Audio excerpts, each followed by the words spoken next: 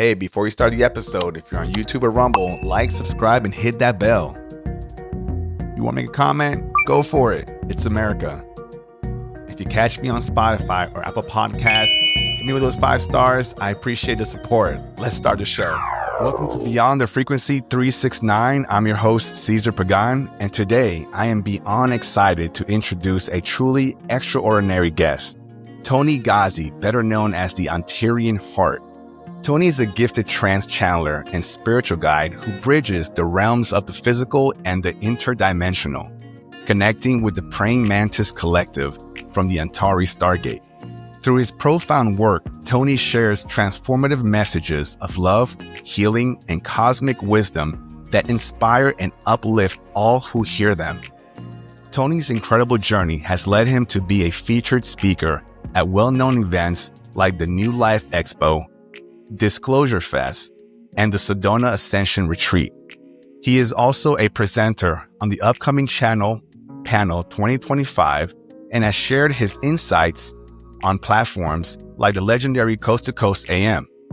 With a presence that lights up any stage, Toni is a guiding light in the spiritual and channeling world. Toni, it's an absolute honor to have you join me on this show today. How are you? I'm great, Cesar. Thank you so much for this beautiful introduction. You can hear like the smile and joy in my face. You truly captured in a few sentences what I stand for. So I really, really appreciate it. And like just for your audience, every time we hear these things about other people, all these descriptions, know that it's a reflection of you. And the fact that in that moment, like you're watching like that being, expressing however like they're expressing, is truly a reflection of who you are, because you wouldn't be, in front of that speaker or that show if your vibration was not already like, in a sense, vibrating like with them. So we're all mirrors to each other. So everything you see outside of you in me is already in you, being reflected back to you as an exterior of me, if that makes any sense. And that's calling like break out of the matrix. And we'll talk about that later. But thank you. I'm so honored. I'm absolutely privileged to be here. We had a chance to connect together in the past few minutes, and I really love you, Cesar. I feel your heart, and we have so many similarities, crazy, that we'll share with the audience, soon. Yeah, absolutely. No, thank you, Toni. I do feel the same way. And every time that I sit with my guests, I sit in gratitude. And as I've told you earlier when we talked, that your time is valuable to you. And the fact that you're gifting it to me, to my audience, there's someone that needs to hear you, someone that needs to hear us have the conversation that we're going to have. It's special. So, for some folks, we wake up and we're like, man, like, has something planned for today, but I'm just not feeling it. It's, we got to push through that because somebody needs us. Somebody needs to hear what we have to say. And you showed up today. So thank you, Toni. Thank you, Cesar. Thank you. Beautifully said as always. I'm really excited to delve into into your world and see what questions you have. And awesome. Well, let's get to that. Let's not make anybody else wait. So let's do this. Toni, I like to always ask my guests before we delve into who they are today. I want to know who you were before. So give me a little bit of a background of who Toni was before you became the Antarean Heart. Yes. Who were you before? And then how did you get to this new life that you have? Yes, a very, very good question. And interesting one, because my acceleration happened overnight, practically. So exactly when COVID hit is where I kind of began awakening, like the beginning of, and it took like a year and a half, like for me to really understand like what was happening. And then as of 2 years ago is really when I completely blossomed and I jumped into this role. And I am 44 years old. So from like 40 and like before, completely asleep, into the matrix, into the 3D world. So I grew up in Lebanon. I'm Lebanese, and we moved to the US when I was 15 years old, like speaking no English, straight into high school as a freshman. I'm like, are you kidding me, parents? Like through puberty, like not speaking English, not like knowing the culture. It was quite a shock. But like you're a child, so like you adjust. And then we grew up Greek Orthodox. So, my dad is Greek Orthodox, and then my mom, is Maronite, which is, a Catholic, sect in the Middle East. So all of my life until I would say 40 years old, I was very into, like Mother Mary and like the Bible, and then, like Jesus and all the saints. Also, I want to add that I stutter like you, Cesar, which I didn't know about Cesar like some 5 minutes ago. And I've always started all of my life, and I still do. But I was 25, it was really, really bad. Like school, I would hate. I mean, I love learning, but I would hate school only because I would get called on, like to speak. And then, and like back in Lebanon, we went to the to a French school, and in like the French system, like with the Lebanese like aspect of it, it was very like oral. Everything was oral. Like you do math in front of the class, you recite poetry, you have to read. So everything is spoken, spoken, spoken. And I would go to school every single day, complete anxiety. And of course, I would get called on every single freaking day. And I would have like I would sweat, I would see tunnel vision. And I mean, it was quite traumatic for me, like the fact that I was a prisoner of my own throat. But over the years, and here comes the stuttering a bit more pronounced, and it really gets bad, like at times. So I use the word like you, and I use the word a lot because it's kind of my little trick to help me bridge one word to another. Cause if I don't, I'll go like, it just wouldn't come out. It just would not come out, and I would sweat, and I would feel judged, and I would start like creating stories in like my mind. Yeah, I mean, it gets crazy. The reason that I'm mentioning like the stuttering is because I've always struggled with it, and I like still do. But when I first channeled, the first time in my life, and like when I say that I stutter every second of the day, like every breath I take, I'm always worried about stuttering. So it's been with me ever since I was a child, right? When I began channeling, I was like, I didn't stutter. It was the most freeing thing ever. And that's the only proof that I needed. It didn't matter if I met the praying mantises. It didn't matter that I channeled all these other beings and all these like new existences. And the fact that I didn't stutter was huge for me. And that's the only proof that I needed, that whatever just happened is real, and I just ran with it. So back to like my life. So, I believed in angels and all the saints. I mean, I had a whole altar with like Mother Mary and Jesus and all the saints, like, from all over the world, and like Lebanon, all these icons and like statues. And I would like revere them, and I would go to church a lot. I mean, I wasn't fanatic, but I loved going to church, and then like smelling the incense, and then seeing the candles, and just being there, like just by myself and just talking to God. Right. So I still enjoy like going there because it's kind of a cool ritual. But now I really see it from a different perspective. I really see that everything we call God, if it's Jesus, if it's Buddha, if it's Krishna, if it's this saint, if it's that saint, it's not exterior of me. It's inside of me. I really know that it emanates, like from my heart, and it's all a projection of me trying to understand like the infinite from a very limited way. It's like, how can you understand like consciousness? And I struggled with what consciousness like was for the first time. Like what is consciousness? I couldn't tangibly like feel it, but then I got it like eventually from like my own mind, and it keeps expanding. So I'm a realtor, and I've been selling real estate for like 15 years, and I still am. So like I do real estate, and then I do this whole new business, which is channeling, all these events. I'm super busy. I know it's like 2 full-time jobs. I mean, 2 crazy demanding jobs in their own right. Although like eventually like I feel real estate like will subside, and then I'll be completely like fully devoted to like channeling, and then like the ascension of humanity. But there's like a path that I'm following. Yeah. Although I do a lot of, go ahead. No, I would say that there's steps and levels to your progression and wherever you're at. So yeah. Exactly. Although like I had, it was 2 years ago, like when I awoke, like I told my husband, I'm leaving everything. We're going to go live like in a hut in like the forest. And he's like, absolutely not. You go do you. And I'm staying here. He's like, I'm not changing my life. So I had those moments where it was either this or that. But then I realized it is this and that. And I knew that throughout my whole like real estate career, I've always done spirituality in like the background without like realizing that I was. But like when I awoke, I could see how I was guiding people and I was helping them. And I am who I am. Like, I'm like, what you see here, like right now, is like literally how I am with everyone. And I've dealt with people from all classes, all like financial, like whatever. Everybody gets the same treatment. Everybody gets the same Toni. I don't put on this like special mask because I don't care what you do. I don't care how much money you make. I don't care your title. What I care about, who are you? It's always been me. Who are you? Like, who's Cesar, or who's Toni, or who's George, or who's John, or who's like Nicolette. So up until I was 40 years old, like I did real estate. I was in like the 3D world. I was in a lack mentality, cause I grew up like very poor. And like my whole parents didn't have money. And of course they had their own path on how they saw the world.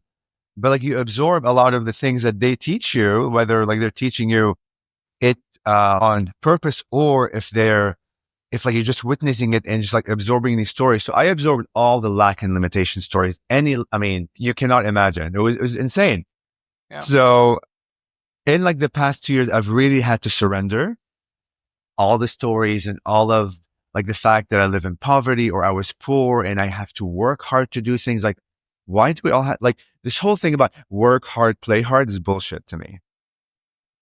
I mean, it's like one reality. If you choose to do it in a school, why do I have to work hard? Why do we keep choosing the word hard? Like we have to begin being very super attentive on what we say, because when you begin believing and like no, and then like beyond believing, when you like begin knowing that you are God, that you are divine, everything I feel, everything, all the words that I use are creation. I'm creating a reality based on the vocabulary that I use, or like the state that I'm in, et cetera, et cetera. So when I begin to become more aware on like what I'm saying, and I'm like shifting these words, right? So instead of saying, I don't know, like I work hard today, I have an effortless work day, right? Like use words that are a lot more baggage filled and heavy, right? Even if you choose to work hard, that's also part of creation. And like, we'll get to that later, where like, there's no judgment and like creation is all. But when COVID came is when I really awoke. And of course, the first 3 months of COVID, or like 4 months, like the whole world shut down. Everybody was in like fear mode. Like my husband was on TV every day, every second of the day, breaking news after breaking news after breaking news. I'm like, how many breaking news can you have a day? Like, right. Like, I mean, breaking news is like meant to be only once or twice a day for some breaking news. Rare. I was like, every 3 seconds there's a breaking news. It didn't make sense to me. Why do we have to live in like so much fear? And I was really like into the matrix set. It just did not vibrate in my heart that I have to have a mask and have a shot and this and be home and be afraid and be away. I'm like, it just didn't make sense. And of course, the first 3 months, like work, we were trying to figure out how real estate is going to happen, or like whatever job you're in, you're trying to like navigate out the new paradigm. And I had extra time on my hand when like before I would work 20 hours a day. I'm always like, like showing houses and working. So I didn't have time before like to watch TV, but like during those like 3 months where like we had the downtime, I downloaded the app called Gaia, like which is on Amazon. It's a great channel that it's all about meditation, like quantum physics and aliens and conspiracy theories and like like all the woo-woo stuff. Yeah. Now look, unless there's a show like called X, Y, and Z, you're not going to be searching for that show because you don't even know it exists. But all of a sudden, all these shows like start popping up, and like this is synchronicity, right?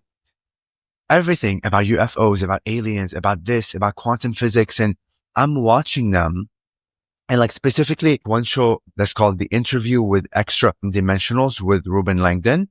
She had 2 seasons then and about 10 episodes each, all about channelers. And all these channelers have been channeling since the 80s and like 70s, right? So very like the OG of the OG, like during like, a time where you wouldn't even talk about UFOs, but they were already like channeling stuff. And I watched that show religiously 3 or 4 or 5 times each episode. I don't know, probably 6 times. Understanding the English of what was being said, but no context at all on how it fits within like the bigger picture. And like, this is why I kept watching it over and over again, because I kept wanting to understand like the whole context, but I wouldn't. I mean, it's so woo and it's so out there. It blows your mind, but yet I'm still watching it again and again, not understanding, but yet I'm still watching it. A year later, I have this epiphany that show was really like key for me, because all of the concepts that I got introduced to were seeds into my consciousness that would awaken on my path for the next year. And that just blew my mind away. I didn't know anything about mantis beings. I didn't know anything about Arcturians or Pleiadians or even like planets or horoscopes. I mean, I was so like far out from anything that's woo-woo. And I'm afraid of insects, by the way. So like for your audience, the fact that I'm walking around Washington, D.C. and like telling the world I talked to an insectoid being, when I was deathly afraid of anything that's crawly, anything that has like many legs, is like, I would scream like a little girl, like absolutely terrified. The fact that I've embraced them into my heart really tells you the shift that occurred and the visceral connection, like when I met them, like during a past life regression. So like, because of that show, like my whole world kind of opened up. And like along the year, and look, when you awake, right? Like you would awaken like for one day because you have a day off or whatever. And like you watch 2 or 3 episodes of like whatever show, like you get excited. And then next day, like you go back to work and you're back into the 3D matrix for 2 or 3 months. And then you awake again for another hour, like some other month, and you go back. So the whole year was like into the matrix, deep, deep, deep for many months and days. And then I would awaken like a day for 2 or 3 hours. That's the first year. After that, like one of my cats passes away, that, used to live with my ex-boyfriend. And he had called me, asking me, if I know any animal communicators to, like to speak to the cat. And I didn't know any, so I like go on Google, and I find 2 or 3 people, but they have a year wait. I'm like, we can't wait a year because he's distraught. Wait, I'm sorry. There's a line a year out for people to talk to their animals. Oh my God, there's a huge line for that. There's a huge line for certain channelers. Like there are some channelers or even horoscope people that are booked out for a year, even 2 years. Yeah. The really popular ones, etc. So I'm like, there's no way on earth we're waiting like a whole year. Like my ex is going through a very like emotional, like distraught time. He needs some answers. I mean, as soon as we can, right? But I was able to find Stephanie Light, like just synchronistically. And then we have a session with her. And then she talks to Koba, like the cat, and like we have a great session. And towards the end of the session, she says, "Oh, like by the way, I teach like channeling classes." I didn't even know that. I had no clue. Why would she even say that to me? It's like my ex doesn't believe in any of that stuff. He had no clue. But that was my first kind of introduction, like to channeling. And I took her class, and from there on, I just knew. And that's when the stuttering like didn't happen. The moment I got, into the state when I spoke, and I'm like, how can I not stutter? I mean, I always stutter, and I still do. Every second, every breath I take, there's always stuttering like involved. And like, that's the only proof that I needed that what just happened, whatever you call it channeling, a new state of vibration, a new frequency, a new state of being. I don't care what label, you like place on it. It's real to me. And I just jumped into the state of happiness. Like, oh my God, I'm not stuttering anymore.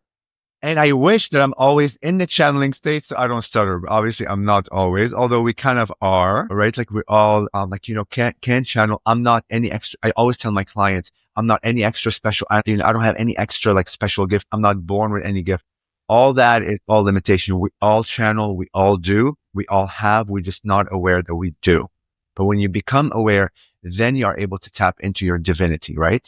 So all of us are born with all the qualities, all the magic, all the miracles, all the magnificence of who we are as light being, all made of love, but we're awakening to that. And we get into this whole concept of who we were and all the fractalization and like the limitation world that we decided to live in, et cetera, et cetera. And then throughout that first year, right? Look, like you watch one thing, like that talks about channeling, they mention a million words and a million concepts that you're like, what is this? So you begin searching, right? Like what's hypnotherapy? I had no idea like what that is. I'm like past life regression, right?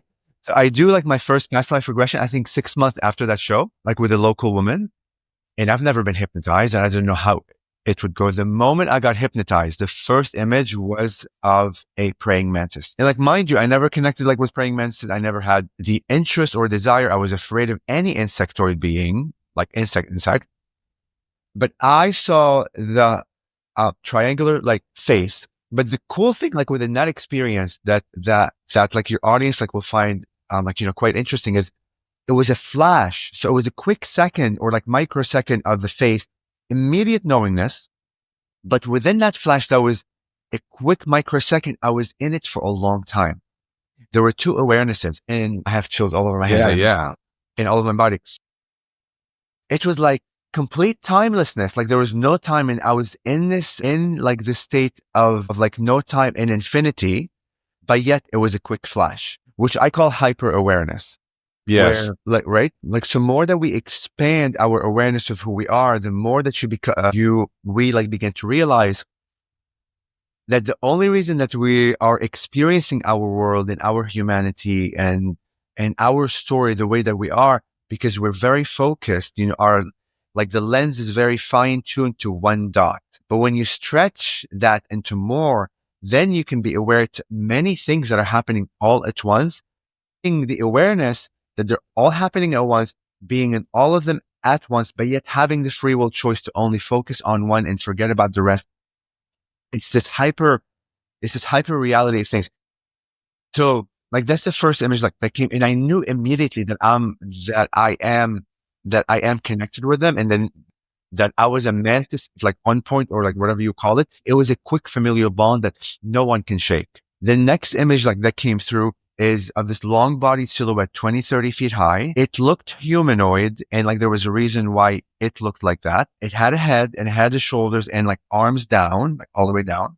This long silhouette of like pure light emanating like from it. And I had the download or the calling or like the voice that says, we are coming to you as like this image, because your mind is able to comprehend what that image is. If we really come to you in our own essence, in our own pure consciousness, your mind will not be able to comprehend what it's seeing.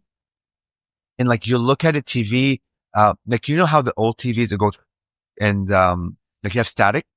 So like your brain would not be able to comprehend like what it's looking at, and it will shut down because it has no point of reference. It doesn't know like what it's seeing. So like, we had to come to you in the humanoid figure with like the light emanating like out of it, so you can begin acclimating to our frequency, to our sound, and to our vibration. And as we build a relationship like with you, like little by little, we will show you more of who we are. And like, again, this is instantaneous flash of image, but within that instantaneous like microsecond, I was in it this whole time to receive that message and to experience what I'm like experiencing.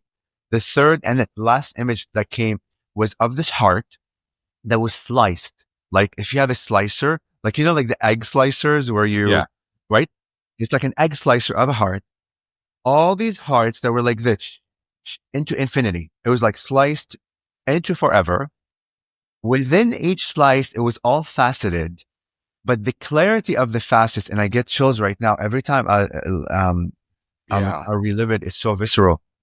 So if you've seen a crystal, right? So this is like like chrome crystal, right? Yeah. And like, this looks clear to our eyes. Whatever clearest crystal like your audience has seen, this goes beyond.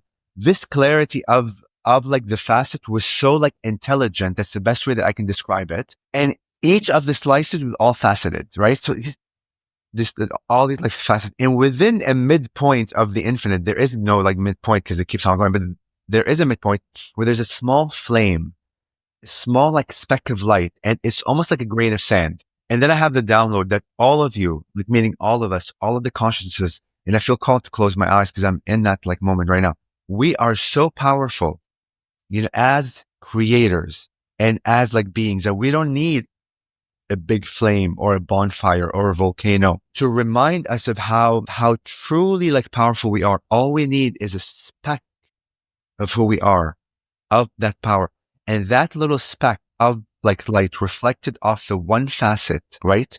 To the next, to the next, to the next, into like infinity, creating this Merkaba of light, this beautiful vehicle of light. And in that moment, I knew that I am heart and I am light. It was an immediate knowingness, and I have chills again right now. Yeah.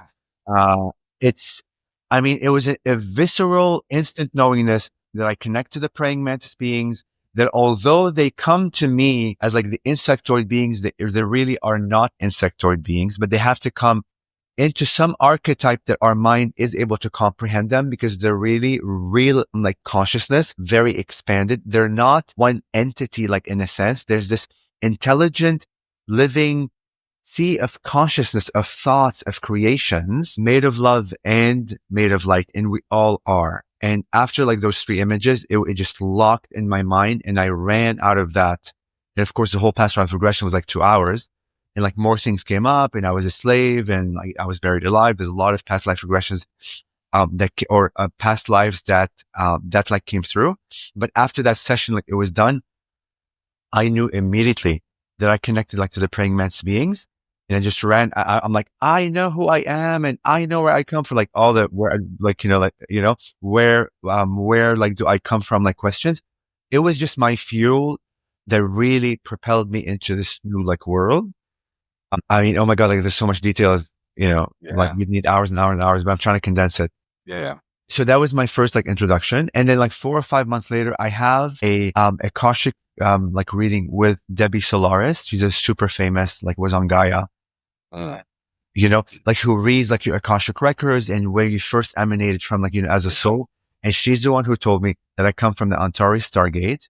And I was one of the gatekeepers of that Stargate. And that's where the mantis like beings come from. That's the other confirmation I needed beyond my own confirmation. I'm like, okay, this is it. The fact this absolute stranger has no idea who I am, has never shared with her any of this information, who said what she said. I just connected like with the Antares Stargate. It sounded so resonant. It sounded so familiar, although I knew like nothing about it. And just like she said, mantises just locked everything in. And I began after that day walking on earth, like saying that connect to praying mantis beings, like to the point that I was called to create this decal. And I'll show you when like we share like the screen on the back of my car that says, I talk to aliens and I channel extra dimensional beings. I have Bigfoot. I have aliens. I have like praying mantis. Driving around Washington, D.C., a super conservative town, with clients in my car as I'm showing them houses. Listen, I've been a realtor like for 15 years. I haven't one time been called to to place a decal on like the back of my car that I'm a realtor and I can help you sell a house ever. And I'm still not called to, but somehow I'm like called to put this massive decal that I talk to aliens. One of the most beautiful conversations I have with my clients, who are strangers from all across the globe, all denominations, all cultures. We like begin talking about aliens and like spirituality and like consciousness from a beautiful, integrative way, right? I mean, I've talked to Muslims, to like Buddhists, to Christians, to like Taoist people. I mean, all kinds of, and and it's not about them believing what I believe. It's just a beautiful like catalyst for us to begin to like, in a sense, like decipher what the world is and what consciousness is from our lenses. And it's this most amazing dialogue like we have as we're looking at houses. It's been a gift beyond imagination. And that's a small sliver of my life. And hopefully enough for now. No, Toni, I appreciate everything that you shared. I had so many thoughts that came to my head about similar experiences, or I'm also thinking about, the audience as they're also probably in their own zone as you're talking about these things. They're like, oh yeah, that makes sense to me. So let's break down some of this stuff. Let's go backwards here. You just mentioned about your clients. You don't know who they are. They don't know who you are, but somehow you connect on this level of understanding in some fashion. And it's a beautiful thing because it's proof that we don't need to know each other to be able to sit down and have a conversation with respect, with love, with understanding. It's like guests coming to your dinner table and sitting down, breaking bread, having dinner, and then just having a conversation and then leaving that table as friends. Totally. Because look, all these conversations are not about like them trying to convince me or convert me and like what they believe, or vice versa. It's truly about honoring like each other's path. Because we're all trying to figure out like life. We're all trying to figure out what the world means, who I am, based on all the limitations, like where you grew up, your parents, like schooling, the traumas you've had. And, I was molested when I was a child, and, I was beaten when I was a child. There's a lot. We all have all these stories that kind of shape us. And then the own stories you create based on those stories, like layer after layer after layer after layer of just complex, like web of information. A lot of it is not true and like super limited, but yet you're navigating like your world through that complexity. And as we come together and as we like dialogue, like from the spaces, I'm honoring your story. I'm honoring your lens, and I'm hearing what you're saying with heart. And I'm not here to try to change you or or convert you or even argue with you. I'm just trying to witness your life, how you created it. And you are here like to witness my life. And like somehow together, like we will get to a point where we begin seeing like each other's like point of view. And that is what allows us to expand our world when we go on our own. Right. So it's just this honoring of our divinity, because like through the mantis beings and then like some of the journeys that I've had with them, in the past 2 or 3 months, I've like received this new like this new thing about honoring your journey. Like, you're a divine being, you're a God. Who am I to sit here and say that your life should be this way, should be led this way, you should think this way? It doesn't make me, kind of defeats the purpose of you having like the free will choice. But by me honoring you as a strong divine being who, as the creator, you can create anything you desire. But witnessing you as a creator, creating your world from your lens, from your limitations, from your perspective, from your like willingness to expand or not expand, is truly like the key. Because no matter like what I do, I cannot change you. You, the creator, can only change your path and like your reality. But by me honoring it as like fully honoring it with love and with like witnessing the beauty of your story, of your complexity, is a complete other level of like, and look, we can dialogue about war. We can dialogue all. So I was at like Disclosure Fest, like this, my like first event at Las Vegas about a year ago. And like one person asked the Mantis beings about wars and then like kids dying. And like their answer was beautiful from a very honoring like aspect of things, but that triggers humanity. Like, how can you say that kids that are dying, like they have chosen that path? Or even like Hitler, how can you honor Well, when you go from an unconditionally like loving space, which our humanity doesn't understand what unconditional love means. We don't. We know a small, tiny aspect of what unconditional love means. Unconditional love means truly loving and honoring that ascended being, creating and making choices by their free will choice unconditionally with no condition. Because listen, there is no death. We don't die. We're always existing. So from that aspect, if there's no death, there really isn't any killing to begin with. Yeah. What are you killing? Even the word killing, you're not killing anyone. What you're doing is just changing costumes. Yeah. You're just taking off the costume of humanity, and now you're spirit. Now you can be whatever. You can be a planet, you can be an alien, you can be a butterfly, you can come back, be a human.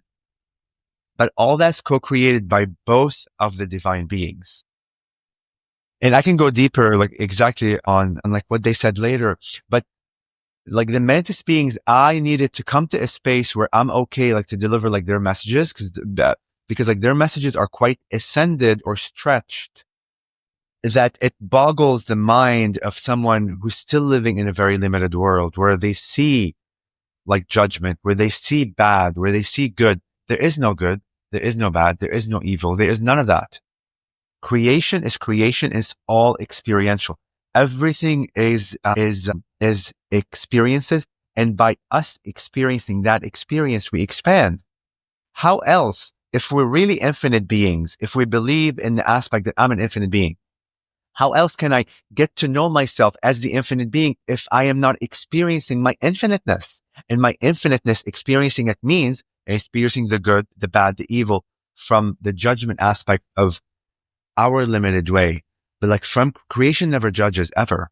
And it doesn't see the good, the evil, the bad, the polarity of things. It doesn't see it like that. It just sees it as the more you experience things, different facets, different like layers of the one thing, like fear. You can like experience fear in many infinite ways. The more that creation keeps experiencing fear, the more it expands because it learns more and more about what fears, or love, or joy, or happiness, or excitement, or exhaustion, or whatever. I struggled for a bit, for about a year, to deliver these messages because when I'm in the channeled state, I experience and I feel beyond words. Like we were talking earlier privately, how like words are super limited. It cannot describe like the infinite. That's why we go into light language. That's why we go into telepathy, which is like energy, because there's more beyond words, and there's energy tied in around the word, like from a multi-dimensional like perspective that has more meanings and more paragraphs and more encyclopedias within that one word or that one character. So now I'm losing my like train of thought. You're fine. It's well said with what you're saying. And it makes me think, there was a while ago, I talked to a gentleman that had made this comment. He said that because he believes that we're in a construct, and he says that we are here to experience what we are not. And I was like, wow, that's, for some reason, before understanding that, when he made that comment, I understood it. And I was like, if we're this omnipotent being, in order to have a different experience, we need to be what we're not, meaning the opposite of omnipotent, mortal. We need to be able to experience death, grief, being able to be controlled, because the soul cannot be controlled. Everything that we say like, oh man, being a human sucks. No, being a human is an experience. Totally. And I'm going to like scream, like, you get it. Totally. And just the other week, last week, I was on the Galactic Origins cruise, like for channeling. And I came back, last Sunday.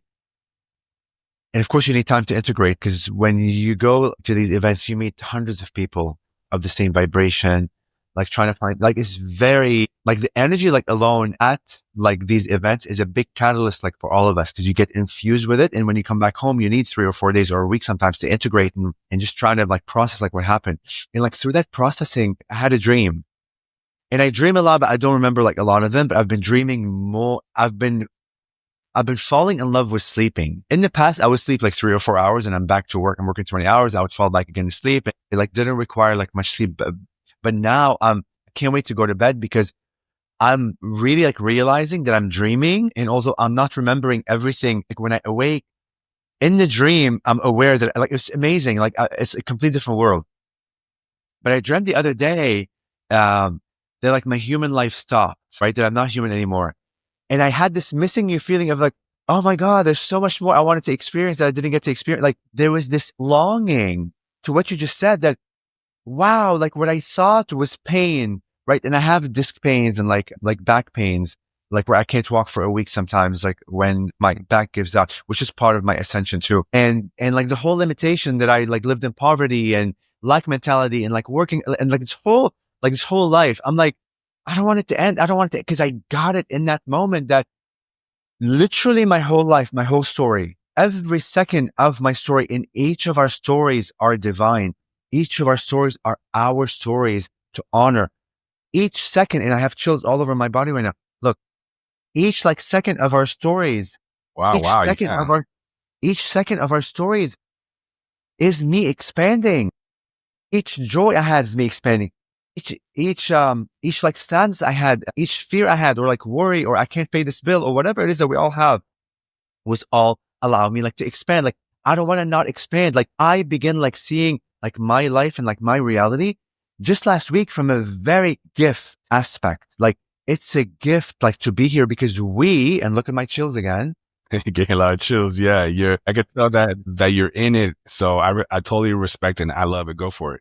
We as humans don't realize the gift that we're in. I'm like, and we are like one of the very few, I guess, species within like the cosmos that gets to experience it the way that we're experiencing. No other being can. Like the mantis beings don't, like the gray aliens don't, like the Taygetians or like the Pleiadians or any other beings. The wind, like itself, like because everything is consciousness. The sun, the planet cannot experience what we experience. We are the only ones who chose it, and what a privilege for us. Let me interrupt there. So that's curious. Why is it that why do you think we're the only ones? Who are we that are the only ones that are experiencing this? And why can't, let's say, the mantis being that you speak with or you channel, which we'll get to also here, why is it that he or it isn't able to experience this and just talk to you through channeling? So look, through the mantis beings have really truly allowed me to expand and really understand concepts beyond the idea of understanding, like knowing concepts. They're like, sometimes when I explain, like people just don't get it, because if you're still in like the limited paradigm, because listen, if you talked to me about this 2 years ago, I would not get it either. I'd be like, okay, you're great. That's nice. But now I like know it within the infiniteness of all. And if we are like the infinite beings, and if I am everything, right? There can only be one of me, right? So like, let's say like this is God, whatever you call it, Jesus, Mary, Krishna, Buddha. It's just like energy, it's this like ball of energy. This ball of energy like decided one day like to fractalize like itself into many pieces. And I'll bring my art behind me, since we kind of talked about it. I think go for it. Do it. Yeah. So a friend of mine gifted this to me last week. She's an amazing artist. And like she said, this is, and I'm going to like keep the white background. Like this is like the womb of creation. So like this is God, whatever like you want to call it. So this God decided to fracturize like it, like self into many pieces. Let's say like 12 pieces for now, right? So like in like the beginning, it was the all, but now it has become the all, but in many little pieces. And then like so on and so on, it keeps fracturizing, and this expands. I'm going to put this down once. Yeah. So, and for those of you that are just listening to this podcast and not be able to see this, if you want to see it, go YouTube, go to Rumble, and you'll be able to catch the video. But what Toni just showed us was he had an art piece on the wall, and it's more of a fractalization from one source. So yeah, again, catch the video, YouTube or Rumble. Go ahead, Toni. Yes. So Ava Roland is like the artist, and I'm happy like to connect you with her. If anyone feels called to get a commissioned piece, all channeled like information. So as a fracturized like itself, the one piece that just got fractured is its own piece, and no other piece can be exactly like that piece, right? So in a grander scale, we are the one piece that got fractured that we call humanity. Wow. I love that explanation. Let me piggyback off of that explanation for some other folks to just kind of give them a different visual, just see if which sticks to them. So imagine when you're looking at a radio station, right? One radio source, right? But then you're able to, depending on where you're at, you're able to tune into that radio source through 94.1, to 94.3, so on and so forth. Toni is 94.1, I'm 94.2, and so on and so forth, all coming from one source, but that signal is fragmented throughout, and we just have to tune in, but we're one individual signal. No other signal is going to be 94.1 because that slot has already been taken. Perfect. This is a lot better than what I said. I love it. That's exactly precisely it. When we talk about signature vibration, that's that I have my own signature vibration, which is 94.1, and like you cannot, because I'm your other, because with me and you and like your neighbor and then your audience, and then like the rest of humanity and the rivers and the animals and the sun and the planets, all of us are like the one, right? Yeah. So we're the small one. So this is why I feel channeling, and I don't know if you asked that question, but I feel like this is coming through, is like the idea of us being able to connect with other beings, that like we call channeling, which is really like not new to us. We always have done it, but as we expand, we like begin to realize that we always have done it, but now we're in the process of, I can channel, I am learning to like channel. Through like the channeling aspect, one being like connects with another being, and like with that connection, then we both get to live like each other's lives. Like, right? So the mantis like will get to see and experience what I go through and how I live and how I experience like my world. And I get to see them, how they live, how they experience, like through the idea of channeling. Yeah. Now, the more that we evolve, the more that like we become consciousness, like the idea of channeling like will fall away, and probably a new idea like will come up that's called, I don't know, oneness or whatever like you want to call it. Yeah. I like But oneness. this is why, I know. This is why it's a gift. Now, on another layer, not to make it more complicated, like you've heard of parallel realities. Yeah, You've heard of parallel realities, right? Yeah. Parallel reality. So this is one reality of like infiniteness. But like when you multiply it, that there's more of this, like this is one reality. There's more of that that's like parallel, all living. Wow. And I go into all living in a sense, the same kind of scenario. Then you begin to see what we think right now as the praying mantis, like channeling me, and I am like channeling them. And like we're both giving information like to each other. On a parallel reality, it could be the opposite. I could be the mantis, and a human could be like, so when you understand that concept, you then like begin to realize I'm all of it to begin with. I am you. I am your audience. I am the mantis. I am the planets. I am the rivers. I am the leaves. I am, that's from a very stretched. Yeah. And then the more that you begin or push yourself to try to comprehend the all, you get to a point where you realize you cannot comprehend the all, because the all continues on going and going and going. Because if we're infinite and constantly evolving and creating and recreating, you can never reach a state or a destination where now I know where all is, because it keeps on going. So you keep running behind it and you'll never reach that point, because That's why you go back to the now moment, of creation, where the only moment we, in a sense, it's important to honor and then like realize and be like fully is what's happening right now within us. Because this now moment allows you to capture everything that's happening within you, whether it's like emotionally, like whether it's physically, whether it's experientially, whether it's through dream, whether whatever. When you surrender into this now moment of whatever's happening in this world and be it fully, then you experience one little facet of the all. Then you go next to the now moment and begin to surrender into that and be in it and go. And that the more that you surrender into these now moments, the more it allows you to be the all. Because if you're not surrendering here and your mind is here, 3 steps ahead, you're always going to go back to relive this moment. Because the idea of realizing you're infinite is to experience the infinite. And if you decide not to experience this, like this one facet of infinity, you'll come back.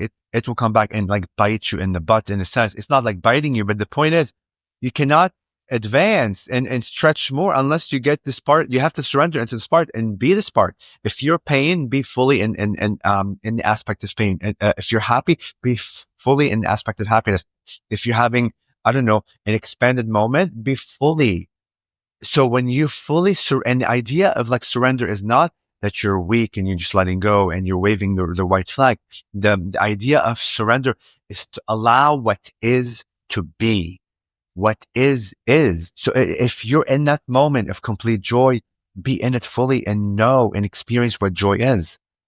If you're in the moment of depression, let's say in that moment, don't resist the depression, fully surrender in it and feel, because truly when you surrender into all these labels, fear, joy, worry, depression, happiness are all labels we created, because energy is energy. It has no meaning. That's another grander concept that humanity the mind can be like, it's like locking, it's not understanding it. There is no meaning to life. We create the meaning by the labels we put on it. So if I have placed a label that when I experience pain, it's an uncomfortable thing. It's a painful thing. It's a thing that I don't prefer. It's a thing that is bad. It's a thing that makes me feel weak. It's a thing that I'm broken. Whatever our society said, these are the labels. We place the label, we begin experiencing those aspects of those labels. But the act of surrender is when you fully fall and drop into that label, you realize that energy is just energy and all it wants is to flow. And I'm getting chills all over my body right now. I got that too. Yeah. All it wants is to flow. Our resistance not to meet that energy and to realize that it's void of meaning is the key. But we've been so conditioned, everything has meaning, and we hold on to it. So if I'm holding on to my back pain and look, I'm still working through that. If I'm holding on that my back pain is a painful experience, and I'm not allowing myself to fully experience the pain the way it's meant to, because the moment I drop in it, I realize it's just energy. And the moment I realize energy, it will flow and I'll never experience that pain again, at least that form of pain. Because going back to the infiniteness, and here where it gets really complex, there's not only one form of pain, there's infinite form of pain, infinite forms of pain. You know what I mean? So once you experience one and let go of it, you'll never experience that again. You may experience something else. It may not be in this lifetime. It may be in a different lifetime, So it's all about complete surrender into what's happening within us and allowing the energy to be the meaningless energy that it means. But the gift is through all the labels that we put, we get to experience them more. Yeah. Toni, and just to share with the audience too, but as you were talking about surrendering into feelings, I had this like warm feeling in my heart, and the only word that I could describe with it was love. I got a little, and not to sound corny, I got a little emotional behind my eyelids, because when you said that, it resonated with me. And I hope some of you felt that as well in any part that he mentioned, that surrendering, and how every experience, every emotion that we have, we put a label on it. And it was so well said, Toni, because I never thought about it in that concept, but when you explained it, everything just I surrendered to what you were just saying. And that's a beautiful thing. It's amazing. I had goosebumps and everything. I wanted to, for some of the folks that if you're on my channel, you understand things like parallel realities and the multiverse and things like that. But just for those of you that are just tuning in for this one episode for the first time, welcome. Just give you an idea of a parallel version. Let's say it could be as simple as Toni is the host of Beyond the Frequency 369, and I'm Toni Ghazi. I'm the Praying Mantis, or I'm the Antarean Heart, and I'm the one giving this spiel. It could be that easy, right? Or it could be as very minute as everything that you're seeing right now is happening, except for one small difference. Toni could be wearing a red shirt. That's it. A whole entire reality, but with minor stuff. Even as, let's go even smaller, even in a different parallel reality, everything's happening the same as this one, except for the one blade of grass that exists on a different country is no longer there. That's it. That's what infinity is about. I mean, you are so good at explaining things. Amazing. Precisely. Like there's no way on earth I could re-say like what you said. Perfect. I always say it's a degree, a small micro degree, like, of a difference is a completely different world, but let me give some context to your audience on how I arrived to the conclusion of like complete surrender. So like when I began awakening about 4 or 5 years ago, I began experiencing like pain in my L4, L5, and then S1, which are discs. And like they would flare up, and like when they would flare up, I can't walk like for a whole week. I'm hunched over, complete pain, like this white pain, like through the spine, because like the bulge like would hit like the nerve of the spine. And I'm talking about white blinding, like intense pain. And I'm still working and I have a job and blah, blah, blah. And all those like 2.5, 3 years, I'm like resisting the pain. I'm like saying, why is this happening to me? Everything that we go through, why, and like get healing sessions and like do this and do that and have like channels, like asking for answers. Why, like I just wanted to stop. Right. And then about 8 months ago, I had one more episode where it just came out of the blue, and it always comes like out of the blue. And I couldn't walk for a week. I was in bed with heat, with ice, like pain. I've never recorded myself ever like screaming, but like that, like day, the pain was so much. I just needed to scream and to record myself. Why in the hell would I record? Like, who has the bandwidth to record when you're in intense pain and trying to figure out, like, how can I, like, this has to stop. Like, I can't live like this anymore. It's painful. And I recorded myself screaming out loud. For whatever reason, I guess it was a calling from the menses. However, like you want to describe it. As I'm screaming, I realized the more that I'm screaming in pain, the more that the pain subsided. And that was me like surrendering into the pain like itself. That was the first time I equated my strength, that I have the key to stop the pain by allowing my voice to be heard. Like, although I was experiencing the idea like of pain from my perspective, like the limited, like in aspect within it, I heard my voice as a creator. And the more that I hear my voice within the aspect of me being pain, the more that the pain went away. And I'm talking about white, blinding light pain, to now being completely released. And I felt that the energy flow was moving. So me resisting to feel the pain allowed the pain to be more pain, because all that pain wanted to be is to flow and to be recognized and to be viewed as valid part of creation. Because I have defined in our society, and I have chills all over my hand, our society, like, has like defined within our mind, has brainwashed us that if you experience pain, it's not a good thing. You must have done something bad. You must have done something wrong. You're not taking care of your body. You're broken. All the not, all the negative things towards self. When all the pain wanted to know in that moment is to be validated by me that it is part of creation and it exists, and it wanted to be seen. And I saw it for the first time, and I have chills.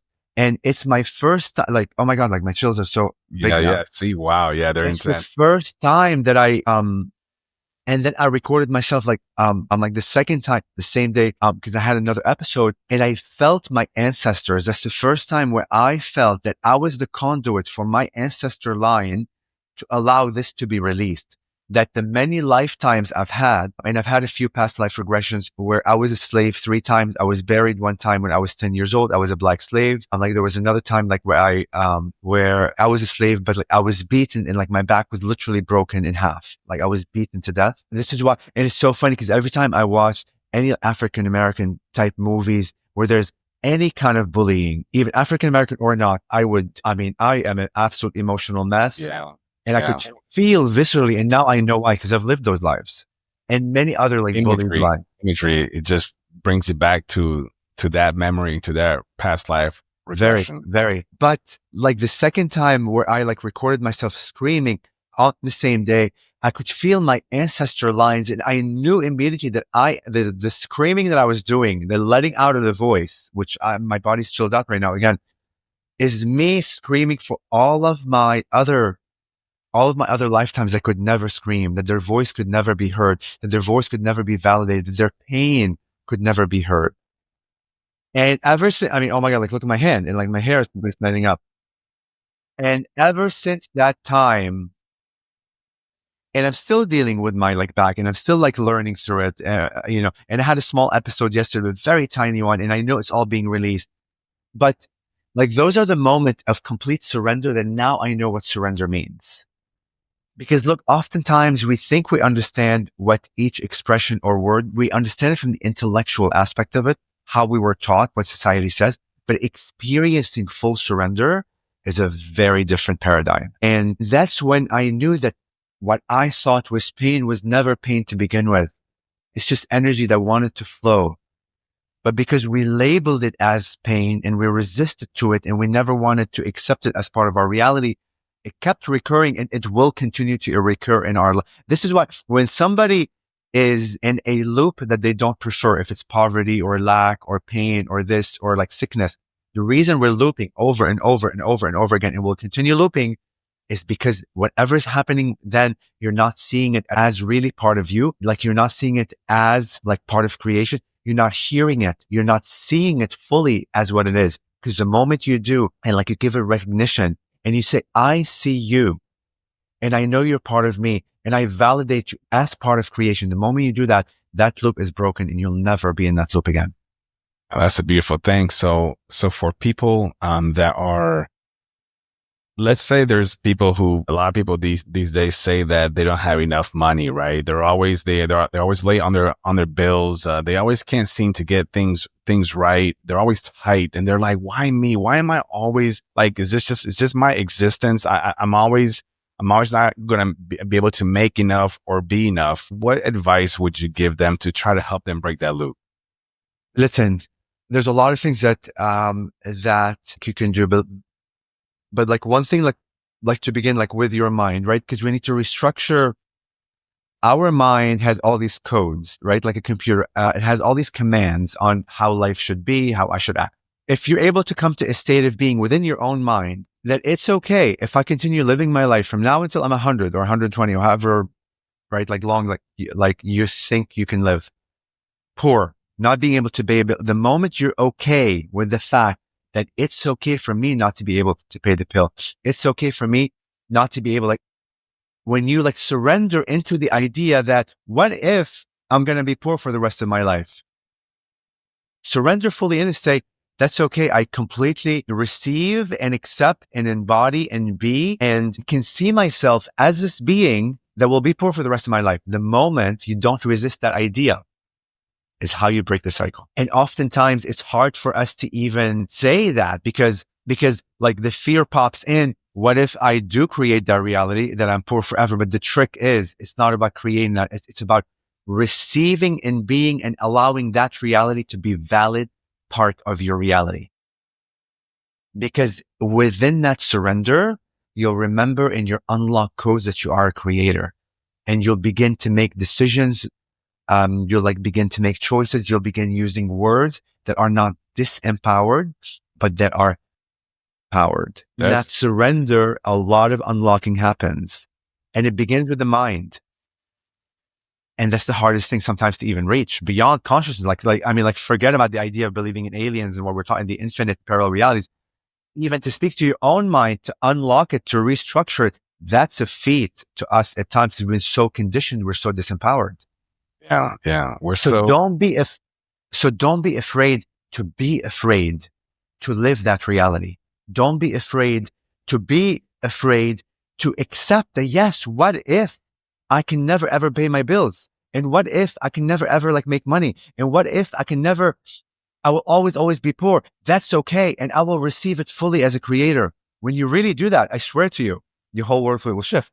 You'll begin naturally like using words because in that moment, when you remember and realize that I'm a creator, you'll begin laughing at yourself that, oh my God, I've always created this reality to my, like, if I am able to create a life of lack, listen, if I am able to create as a creator a life of lack, you can certainly create any other life you want of richness, of happiness, of whatever else. You are the creator. And that's the whole thing, is to remember that you are creating it to begin with. It's not being created outside of you.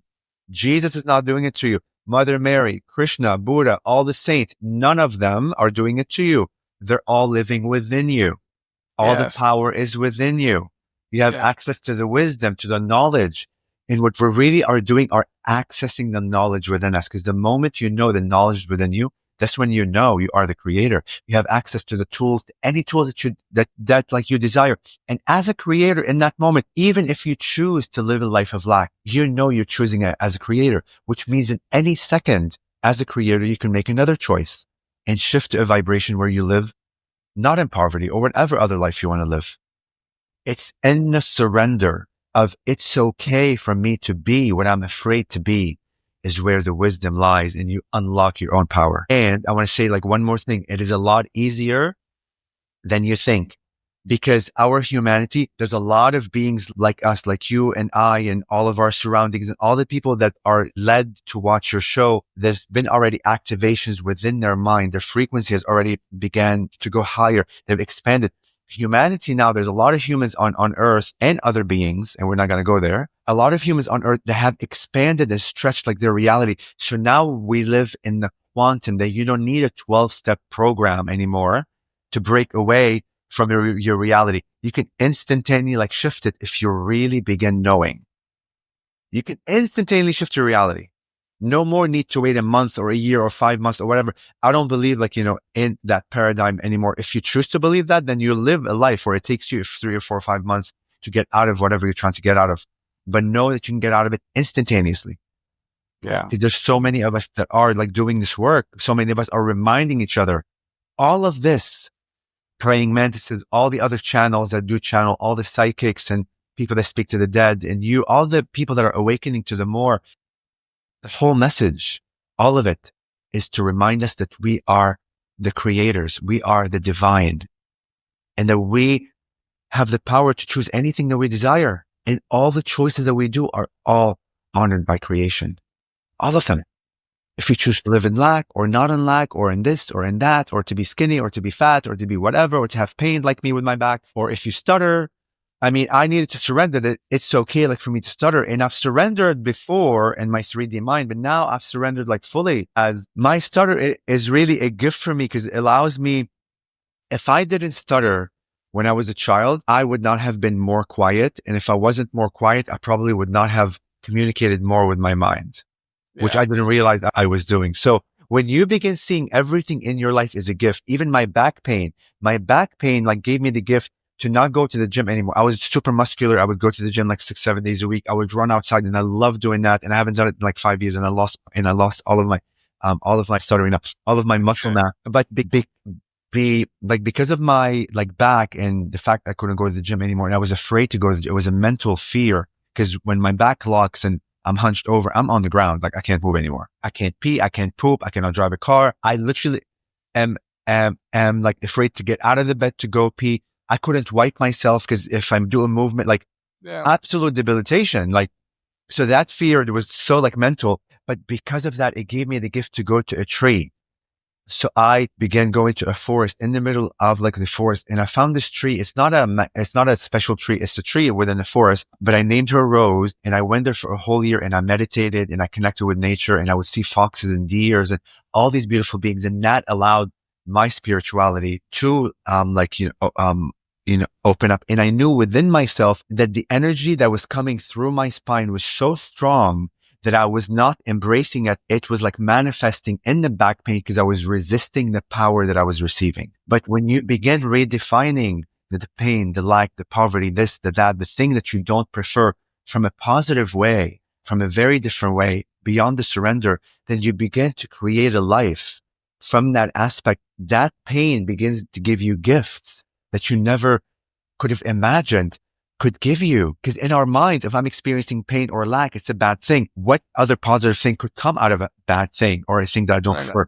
But when you begin to see and shift that lens and that parallel reality, that reality into a new reality, then gifts will come from what seems to be a bad thing that will just be magical. Like, it's insane. It's insane. Yeah. I thank you for that. So much of that resonates with all of us, with me. And it does make me think that whenever we are victimizing ourselves, we always tend to look outside of us. We end up screaming or asking out into the universe. But from what you're saying, it sounds like instead of looking out into the universe, look into the you inverse, right? Same word, just change a little bit. The you inverse. Because you are a universe within yourself. Like you said, this whole time, we are a creator. And we're so taught from early age that as soon as we're sick, don't fix yourself, go to a doctor. If you seem crazy or you're doing something wrong, don't try to figure it out yourself, go to therapy. And then when you're stuck, which we all have been, in our own thought, in our own progression, we say, I need some advice. I need to go somewhere. I need to go on the internet. No, just like how you said, Toni, just stop, meditate, talk to yourself. What's wrong? What's going on with you? But take a moment. You're not going to get a quick answer because we're not talking about the physical world. We're talking about the metaphysical world, the spiritual world. It takes time, and don't forget, their time is different than our time. Yes. So it just, yeah. And I love it. Yeah. And like to your point, we're so taught what not to be that it keeps you away from being who you are, the infinite. Man, well said. Love it. That's new. I've never said that before. So that's kind of channeled message. No, love it. Yeah. Like you're taught like not to be gay or not to be this or not to do in this lane or not to do this or don't be that or not to be too fat or I don't know what else or not to say this word. Even like, our parents like say, don't like not. Everything is not. Like how disempowering is that to us? And no wonder we're so disempowered. No wonder we're creating like this reality that everything's outside of us. But if we're taught since we're kids to simply be and accept and receive and surrender into everything that is, that's how you get to know yourself. Because when you get to know yourself, you're not doing the knots. Every knot is getting you away from yourself. It's getting you away from how infinite you are. Love it. So Toni, and because I also want to respect your time as well. So first of all, let's talk about the Antarean Heart, right? Yeah. So give the audience a little bit of understanding what is an Antarean. I mean, I know you explained earlier what your vision with the mantis and the heart, but kind of bring that up to a little summary to let everybody know what is this whole Antarean, the Stargate situation. And then from there, let's see if we can do some channeling from this space, from this being, and then kind of tie that in together. So the floor is yours. Thank you. And I also didn't mention when I awoke and when I connected like to the Praying Mantis, I had UFO ships, I had light ships. The Praying Mantis insects would appear everywhere, and I have all these videos I can share with you. We'll do all that. So floor is yours. So a lot of crazy stuff happened beyond the mind and like physical stuff that happened in Washington DC over my house during the daylight and at night.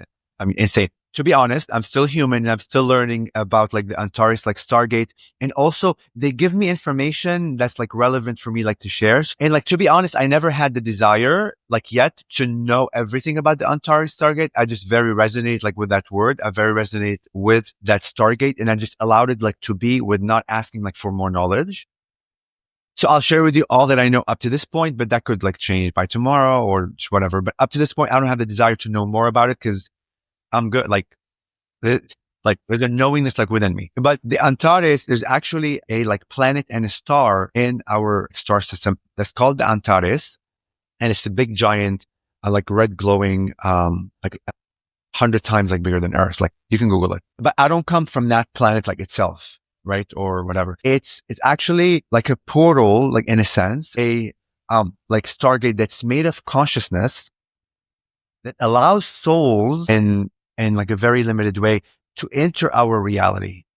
It's like a door or a gateway, like to allow certain souls to come here. And I think it also connects to the Andromeda Stargate and to the Milky Way. So there's 3 of them. And like the mantis beings work through that to allow the souls to come here and live whatever lives that they want. What I felt like through a few of like the channeled sessions, the Stargate itself is actual like intelligence and it's consciousness. It's not a door per se. And it's not a portal like per se where it opens and closes. That's a like limited way of us trying to understand the more, but it's intelligent like supercomputer that is able to decipher and understand the complexity of all parallel realities, of all timelines, of all the beings, of all their paths, of all their decisions and choices, of all their desires, and like whether or not they are ready to enter this realm to experience whatever like they want to experience from a very expanded way.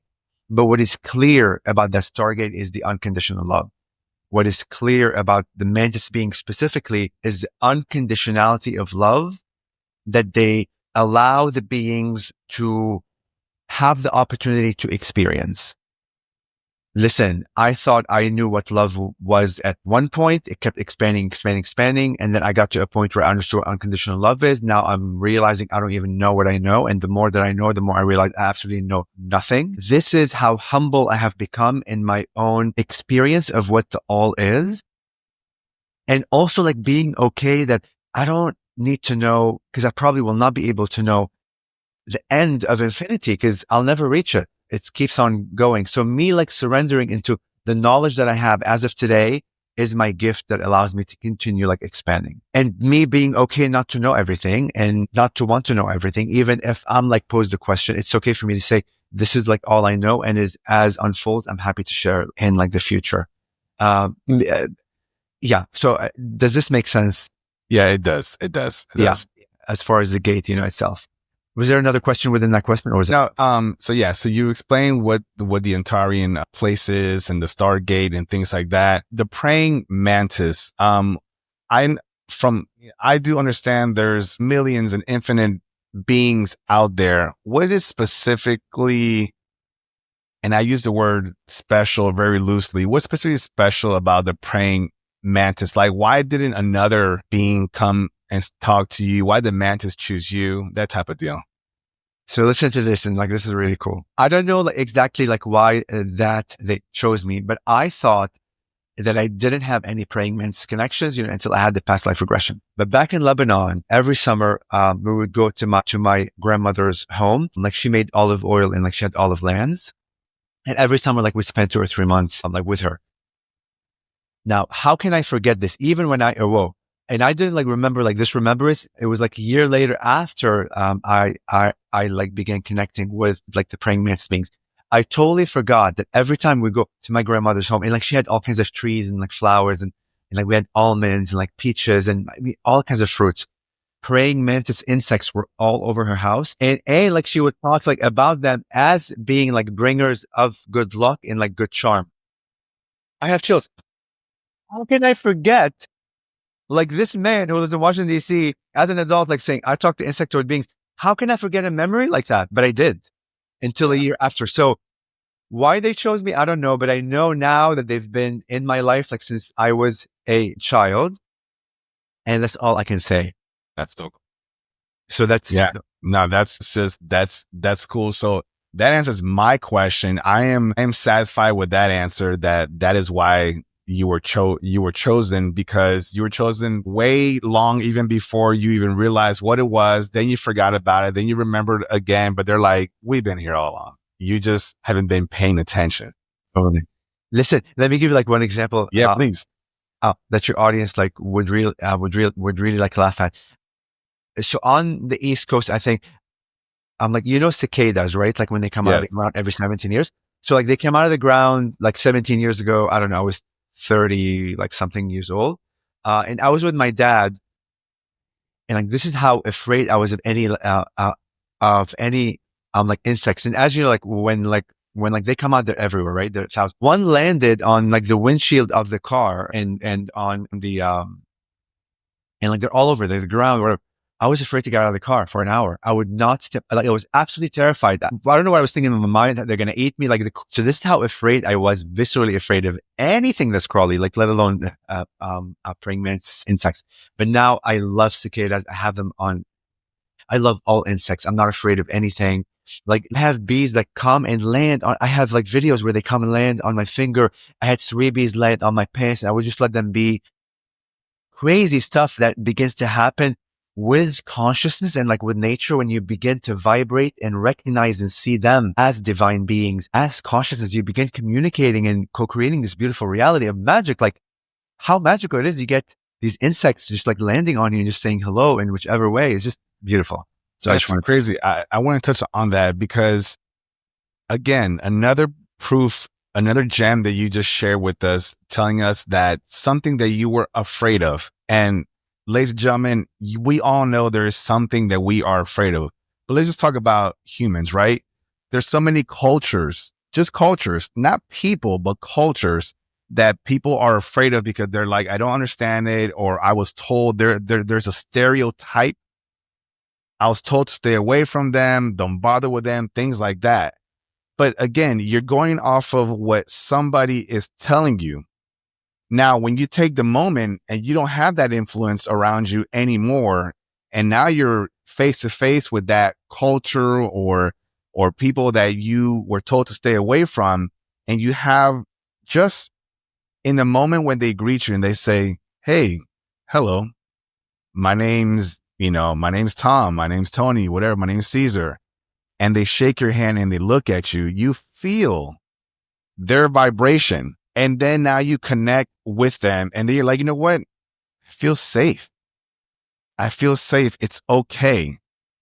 This is something that I personally have always been telling folks is like, and you mentioned this, judgment.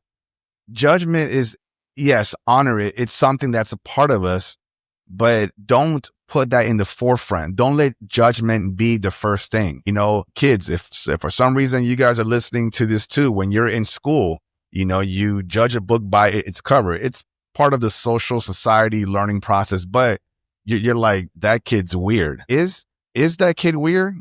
What if you're weird? What if you're weird to that kid? How would you feel that kid looks at you, says that you're weird, and then you're like, well, that's not fair. They don't know me. That's exactly what they're thinking too. So regarding Toni's example with the cicadas, you know, and the insects, completely being afraid of them, and then understanding, changing his understanding that they're conscious beings, showing them respect and love. And what does he get? Now he gets to experience them, not from a distance, on his hand. It's the most magical.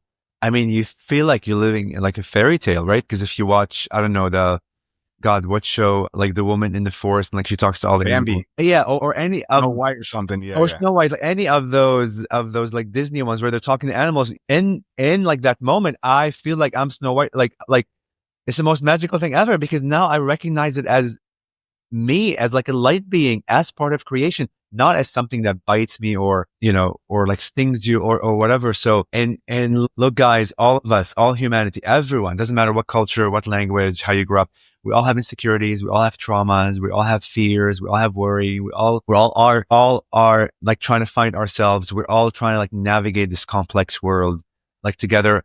We literally are the same, and we're all looking for love within us, self-love, which we're never taught. And we're looking not to be alone, which really, when you're with yourself and you really like get to know yourself, you know, you have access to the wisdom in all beings. You're definitely not alone. Believe me. So that's what we all want: to be loved, to feel the vibration of love, and to know that we are accessed. We are integrated. We are like tethered to all. And when you know you are, you're like so freaking supported. We have so much support, and you can ask for help. See, the cool thing about expansion, when you begin expanding and stretching your mind, that you're not alone. you get to remember you have a support system that's infinite. I can ask my angels. I can ask the meds. I can ask a leaf outside. I can ask a bee. I can ask the river. I can ask the sun. I can ask a human's energy for help. Guides, angels, mother, all of them. Like, the more that you isolate yourself from the infinite, the more that you are going to feel alone, and you are going to feel not supported, and you're going to feel the weight of the world on you. Why? So my husband always makes fun of my memory. He's like, your memory sucks. I'm like, dude, my memory is really good. Actually, my memory is really, really good. But I'm like, why do I need to carry all the lifetime memories with me and just walk through life? Like, that's really heavy. Let it go. When the memory like needs to come, I'll remember it. Now, in a dialogue, you may think I need to remember the memory, but in the moment, if I'm not remembering it, I know that I don't need to remember it. So why walk through life feeling you're dragging all of this behind you, all these shackles and weight? Walk through life knowing you're supported everywhere you go. I talk to myself all the time when I'm showering, when I'm in the car, like I ask for help from every being. Be with me, help me, support me, give me clarity. I talk to birds, I talk to dogs, I talk to everything. And of course, like extraterrestrial beings. So, and that's it. Like, isn't that beautiful? Like, to know you're not alone, you have support. Like, who doesn't want to be supported? I love that. Even, and like you said, even in in the lowest times where you feel like there's nobody there, they're there. You just need to you need to realize it, get out of it, break through it, and ask for help and everything. Yeah. But when you ask for help, the key is a small little trick. When you're asking for help and you're asking for those beings, you're asking and seeing them and knowing them from the perspective that they are part of you, not that they're outside of you. Because when you see them as being outside of you, that's like the old paradigm. Jesus is outside of me. Mother Mary is outside of me. Krishna. Ask for help. No. It's coming from you. Because remember, they've given the example of the projector. When you go to the cinema or like the movies and like we're all watching like this video on the wall, what's happening there is not on the wall. It's like really coming like from a box that is emanating light, and that light is projected on the wall, and you see the whole movie on the wall, right? What's that box? That's your heart. Our heart is the projector that emanates the light. And the heart, we feed it all the limitation, all the stories, all of the commands. So when you experience like a life of poverty or lack or pain or things that you don't prefer or things aren't going like your way, know that it's coming from that box, that projector in your heart, because we fed it. Like whether like you consciously fed it those stories, or these stories were fed by the media, by society, by magazines, by Instagram, by your parents, by traumas you had, go within and rewrite the commands. So that box, when it emanates light, the commands you want: magic, of miracles, of health, of oneness, of connection, of love, of light. And if you choose to keep the dark and the pain and all of that's okay. It's all part of creation. You can do that. But the point is, begin to realize that you are the projector of your reality, and it's all emanating from your heart, and everything you see outside of you. And that's the hologram. That's the matrix. Yeah. We're all projecting out what's happening within our mind and our heart. So when you go out there and you're speaking to the animals and to the beings, know it's coming from you. But what seems to be outside of you and exterior is emanating from you. And that's how you know and remember, you re-empower yourself and heal yourself that way and have access to the knowledge and the wisdom. It's interesting to think about it in that perspective, Toni, to know that everything that exists outside this microphone, your microphone, like the TV behind me, everything, it's all a projection of things that I'm putting out there for my needs, for my purpose. And then when I'm as a creator, in order to experience what I've created, I have to live in it. So from my house, my office, outside, my yard, the people that I talk to, in a sense, in that mindset, I've created them to help me expand, like you said. And it's so powerful, weird, strange, amazing, all at one time. Cause now I'm thinking about when later on today, when I go talk to my neighbor, I'm going to look at my neighbor and just says, whatever you're telling me, you didn't tell me yesterday, you probably won't tell me tomorrow, but you're telling me now because I need to hear it right now. Yes. I feel that. I feel that. And it's so cool. the mantis beings have said over and over again, we're all ascended masters teaching each other all these lessons. So when I awoke and I began learning like more about being awoke or like awakened, I began seeing everyone as light beings. Everyone. All the political figures, even Hitler, everyone. I don't judge anymore. They're all ascended masters teaching me what I need to learn through my interaction with them, through my observation of them. And when you begin defining your life as I'm watching, and what a gift for us to be able to witness and have all these ascended masters right in front of our eyes teaching us, instead of seeing everyone as an enemy or bad, and here comes the chills. Yeah, no, I'm enemy with you. Or you can see mine. Yeah. When you define your life as, I have the gift of watching millions of ascended masters right in front of me, teaching me all kinds of lessons for me to expand. That concept in your mind literally shatters the paradigm and allows you to stretch, and you begin living a life of magic, and you begin to see the lessons, the gifts they're giving you, because we're being given all these lessons, all these gifts, all these expansions all the time.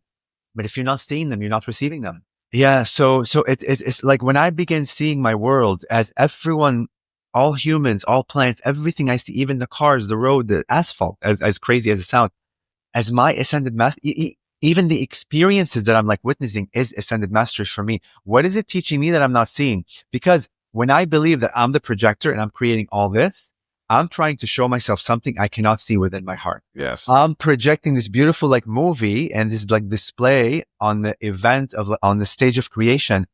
I'm projecting them outside of me for me to see them clearer.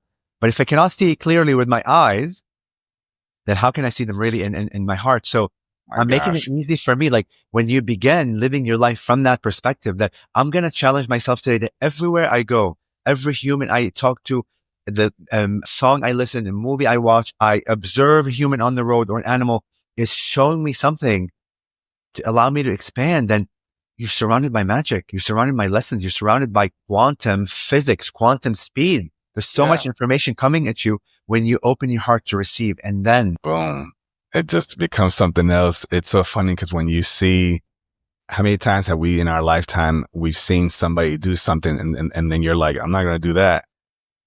You learned from them. When you mentioned that, I was like, yeah, how many times have I seen that where you learn from other people's mistakes or achievements? Yeah, totally.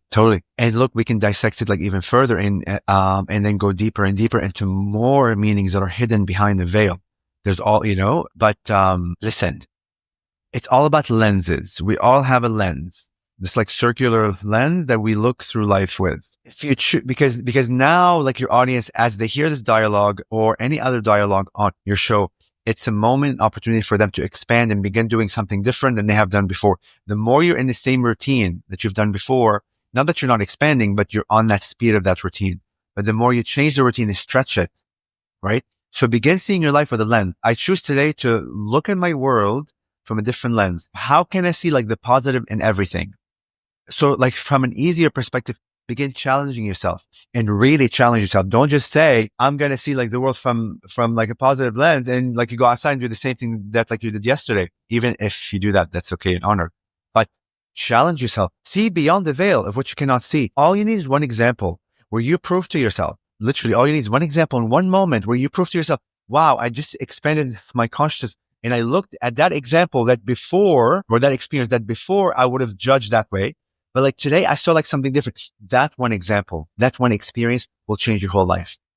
All you need is one challenge where you begin to see the magic, and because once the click happens in your mind, that's it. Once the switch is on, it's on, and you're rolling into a new paradigm of your own creation, of your own. It's just magical. It's and all of it is reminding us that we're more, that we're infinite, that we have the free will choice, that we are the creators. We, me. There's only one of me.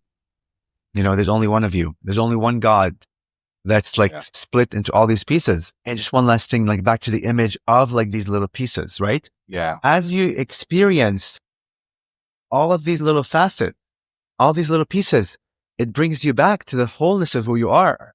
If you don't experience things, you continue and like you stay shattered. You don't get to know the more of yourself. Oh my God, that makes so much sense. I mean, we can look at it as, to give it more of a physical example, How many of you out there have a loved one or a friend that, you know, they're at an age where they still haven't progressed like we would think, right? They're adults.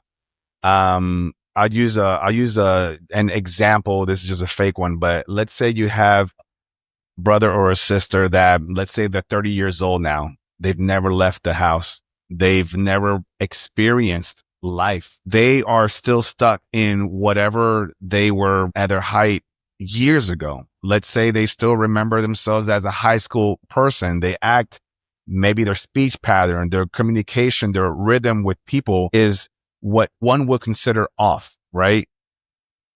What they're missing is, to what Toni was talking about, experiencing outside of what they're stuck in. Once they go, like how many of us, when we leave the house and we become adults and we experience things, we come back to the house. Sometimes our friends will tell us, hey, you're not the same, you know, Toni or Cesar that I remember. Thank you. That's your response. Thank you. You're acknowledging my progression in life. But if you have the people that would say, you're still the same old Toni and Cesar, well, take that with a grain of salt, because if you feel like you've progressed, then that's the deal. So I was just trying to give that example on the physical sense, and you were talking about the whole spiritual side. But yeah, we've seen people that are stuck and you're like, they're not doing anything. And we'll put labels on it. Like you said earlier, they're lazy. They're incompetent. Maybe something's quote unquote wrong with them. No, it's just, they're progressing a little slower than everybody else. So they don't have that will. They need something. They need a conversation. Maybe they just need you. Yes. And let me just add one more thing. Please. Yeah. This is really, really good. Also, the way that you see everyone else, like outside of you, we're so taught to see them as disempowered. So like that example of somebody who's been at home or hasn't left the home, or even homelessness, right? We have homelessness here in Washington, D.C., and I'm sure all over like the globe.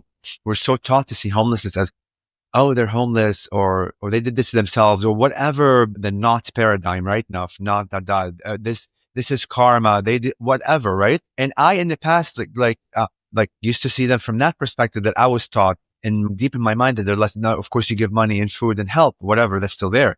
But the way that I viewed them, the energy that I was sending to them of this empowerment, ever since I awoke, that changed. I see them as even more empowered being than I am. I see them as ascended masters and angels that have chosen to come to earth, fully aware to live a life of extreme disempowerment, to allow my heart to expand. Chills all over. To allow me too. Allow my compassion to expand, to allow myself to see them and to shift my mind to now see them as ascended masters. So every time, I pass a homeless person, I literally say, thank you, my ascended masters, for allowing me to see the beauty in you. And thank you for coming here and choosing this role. I didn't choose that role. They did.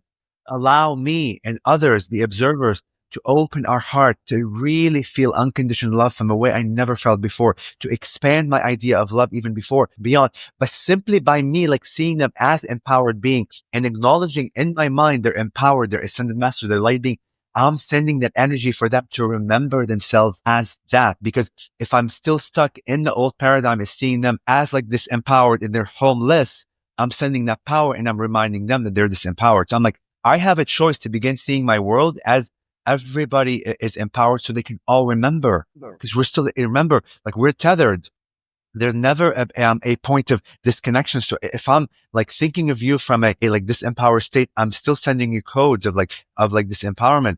And because of my connection with all, which means I'm connected to that homeless person I'm seeing, if I'm sending them and seeing that, if I'm seeing them from an empowered state, they are receiving codes of remembrance that they are empowered, and they could finish that role if they choose to or not, so there are all kinds of ways we can create magic. And I mean, it's such a beautiful thing when you just recognize ascended mastery all around you. It's a very different world you live in.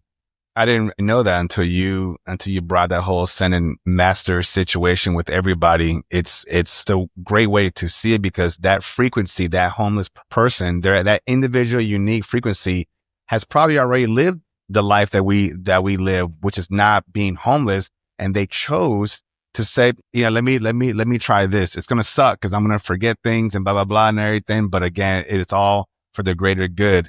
So I'm glad they took that slot versus me having to experience it, because that way they can do it. It's just a crazy way to just think about it.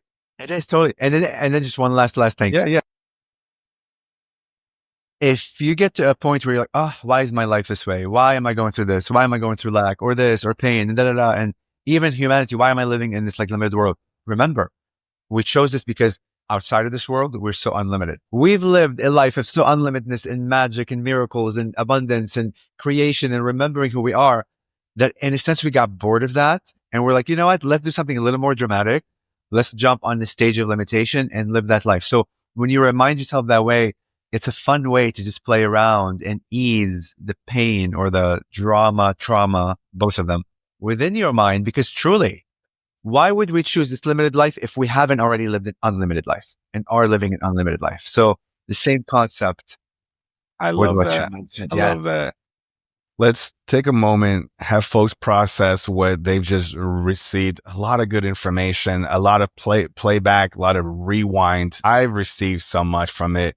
In so many of the spots that you've mentioned certain things, I've gotten emotional. You've gotten your goosebumps. I've gotten my goosebumps in my way as well. It's resonating, and folks, if you're enjoying any of this, which if you listen this far, something got you. Okay. In your comments, write down something positive that you took away from this conversation. Was there a key moment that Toni was talking about that really resonated with you? Share with me, share with us your don't forget, if you do enjoy this episode, like, subscribe it, share it with one person, at least one person. I know you know somebody out there that likes this stuff or might need this. Send it to them and then call it a day. Go back and continue doing, whatever you're doing, but share it. Toni, do we have time for you to bring in the Praying Mantis? And I have no idea how this works. So you're the driver of this. Is it going to just give us some general wisdom? Is it specific to a person? Talk to me about how's this process going to work? Yeah. So there's all kinds of ways, but normally like when I do these podcasts, they come through, they'll bring a message in first. And then like they get to a point where they say, you are welcome to ask a question.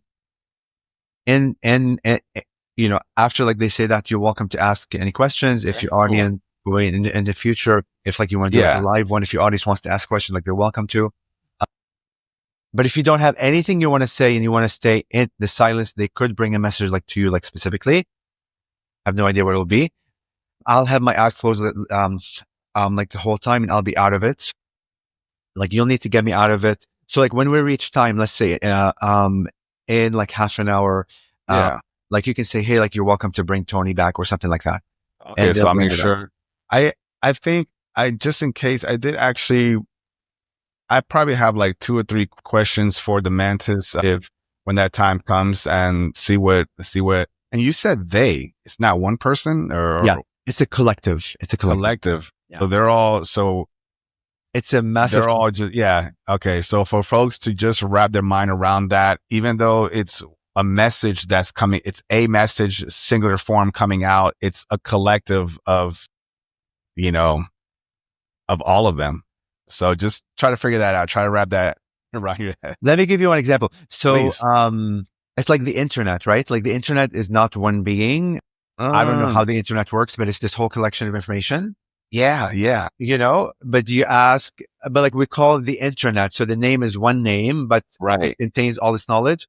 Yeah. It's like, that's what the collective is. It's basically a collection of many souls that all recognize each other as one. Like, our humanity, like we can say it is a collective. And like, there is a level where like, even though I have my own mind thoughts, you have your own mind thoughts and your neighbor and your audience. But as all humans, there is this higher, like ascended, like consciousness that it knows itself as one bigger thought of the miniature thought.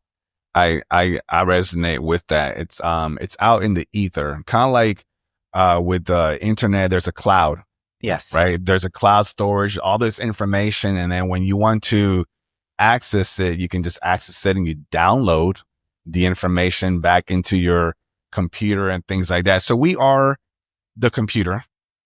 We're built and designed perfectly to receive that information from the ether, from this multi-dimensional cloud that has, other amazing, fascinating beings with higher awareness than what we currently have in this third density.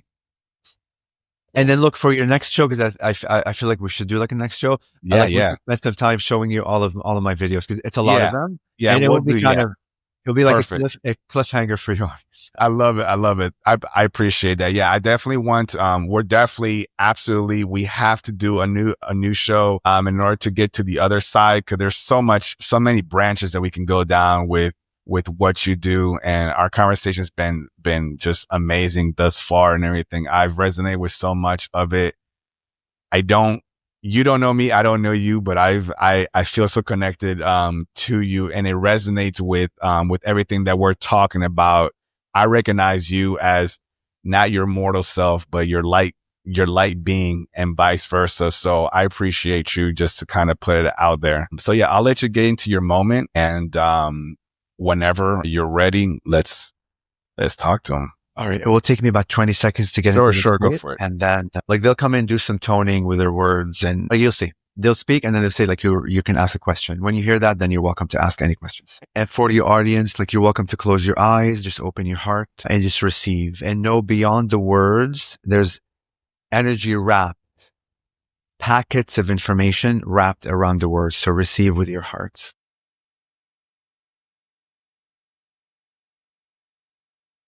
And from the Antares Stargate, we come through in this way, co-create with you this beautiful reality of oneness.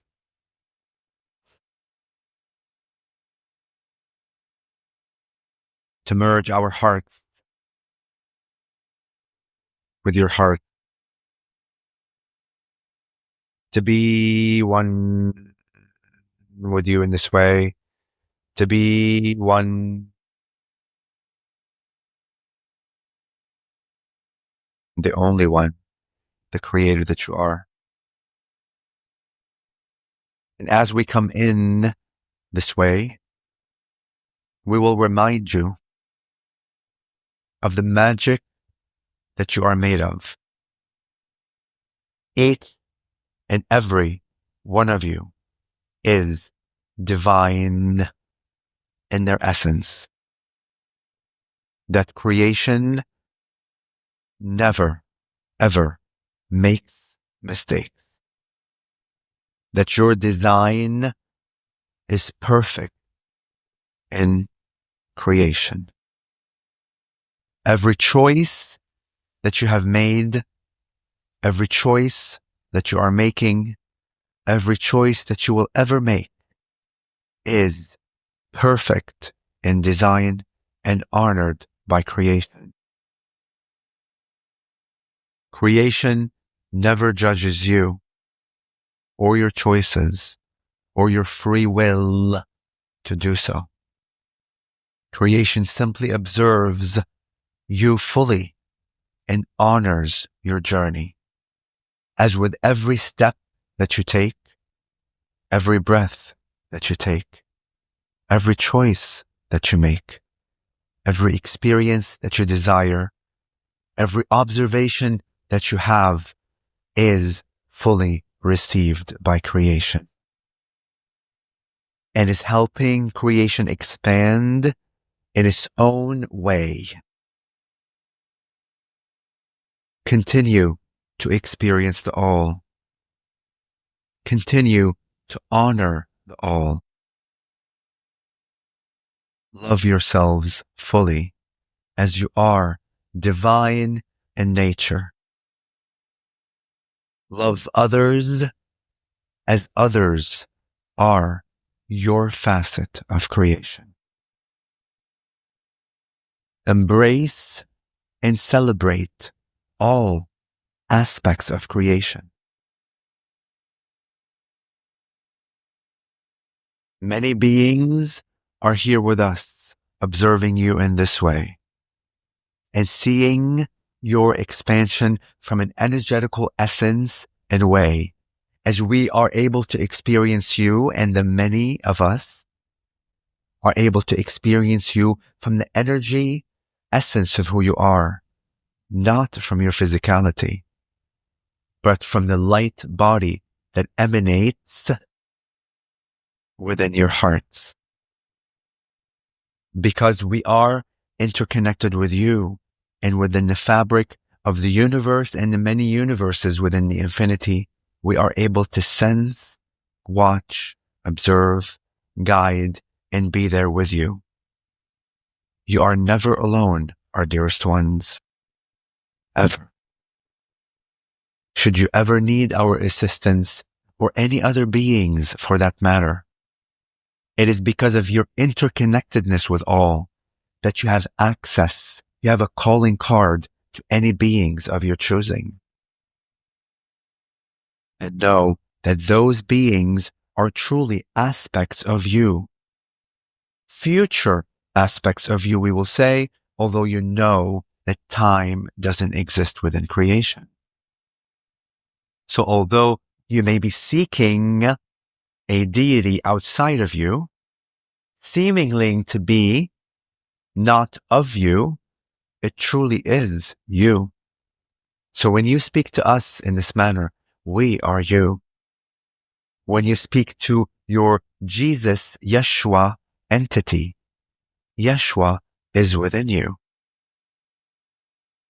Krishna, Buddha, Mother Mary, all the other deities within your religions are all aspects of you, not separate from you.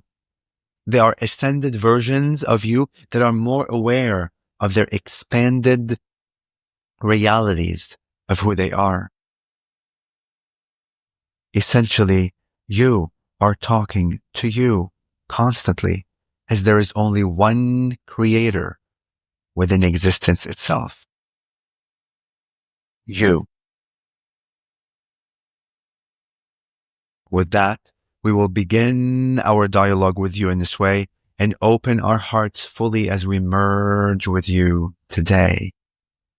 You are welcome to ask a question, pose a statement, or sit in silence with us as we deliver messages to you from the beyond. Thank you. I'm not sure how to refer to you as Praying Mantis, but thank you for coming on the show. Thank you for speaking with me. Welcome. It is our pleasure and honor to be with you in this way. You may call on us in any way that you wish as we feel your vibration and frequency. It has been received fully from your heart to our hearts. And I will refer to you as Mantis for now.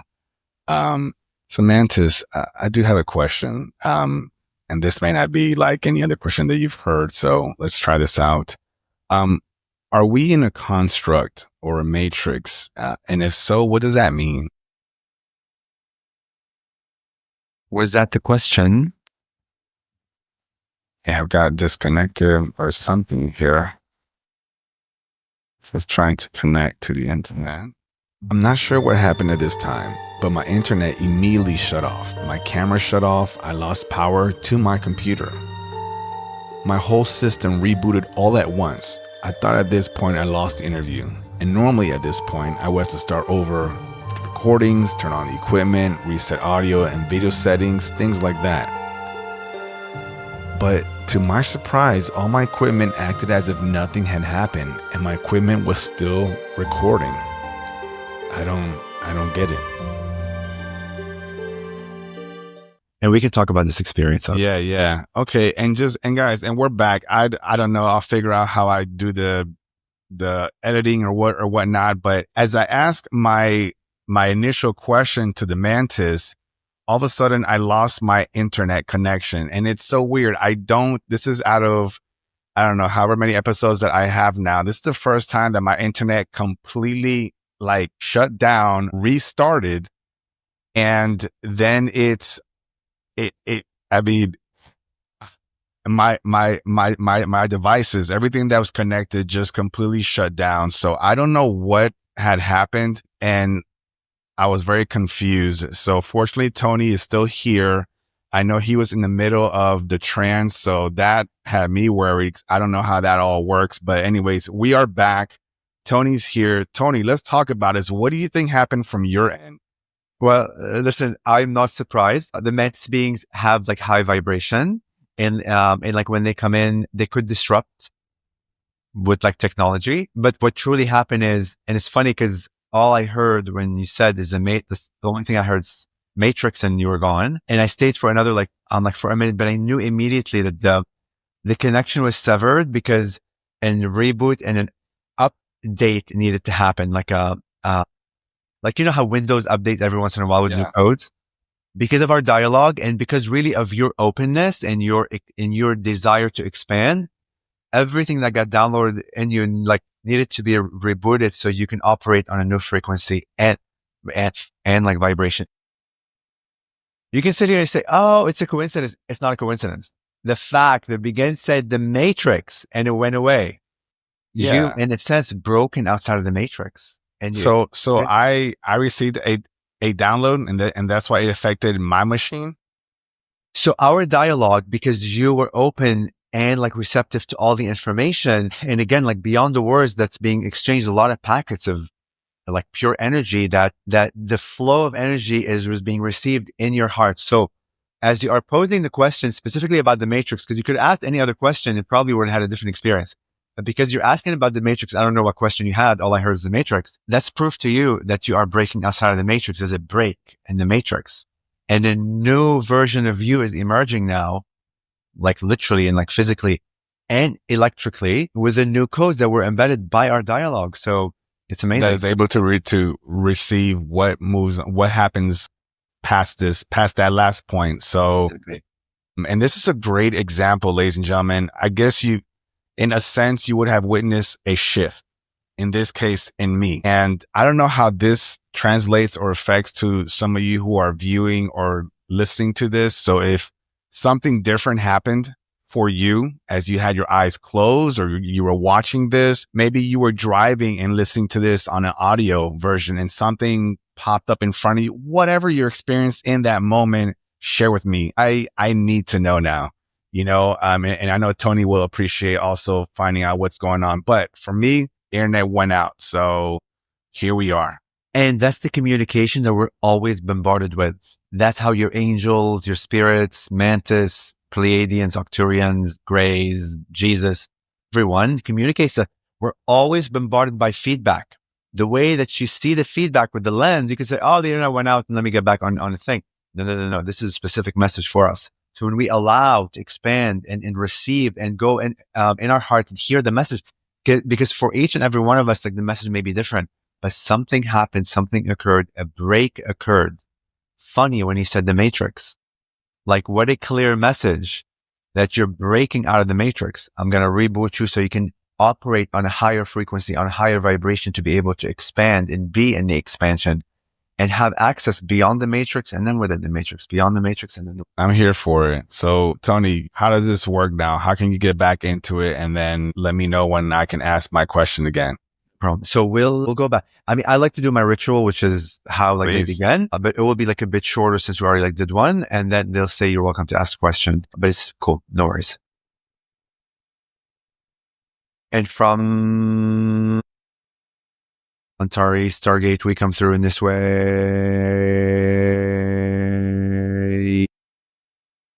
Co-create with you this beautiful reality of oneness. To merge our hearts with your heart.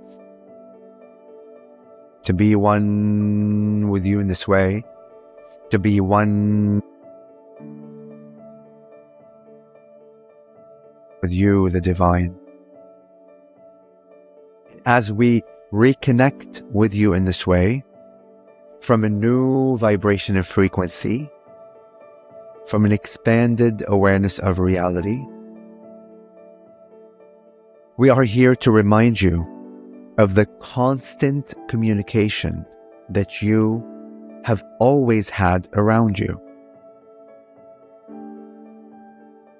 The constant feedback, if you will, that you are receiving within your frequency and vibration.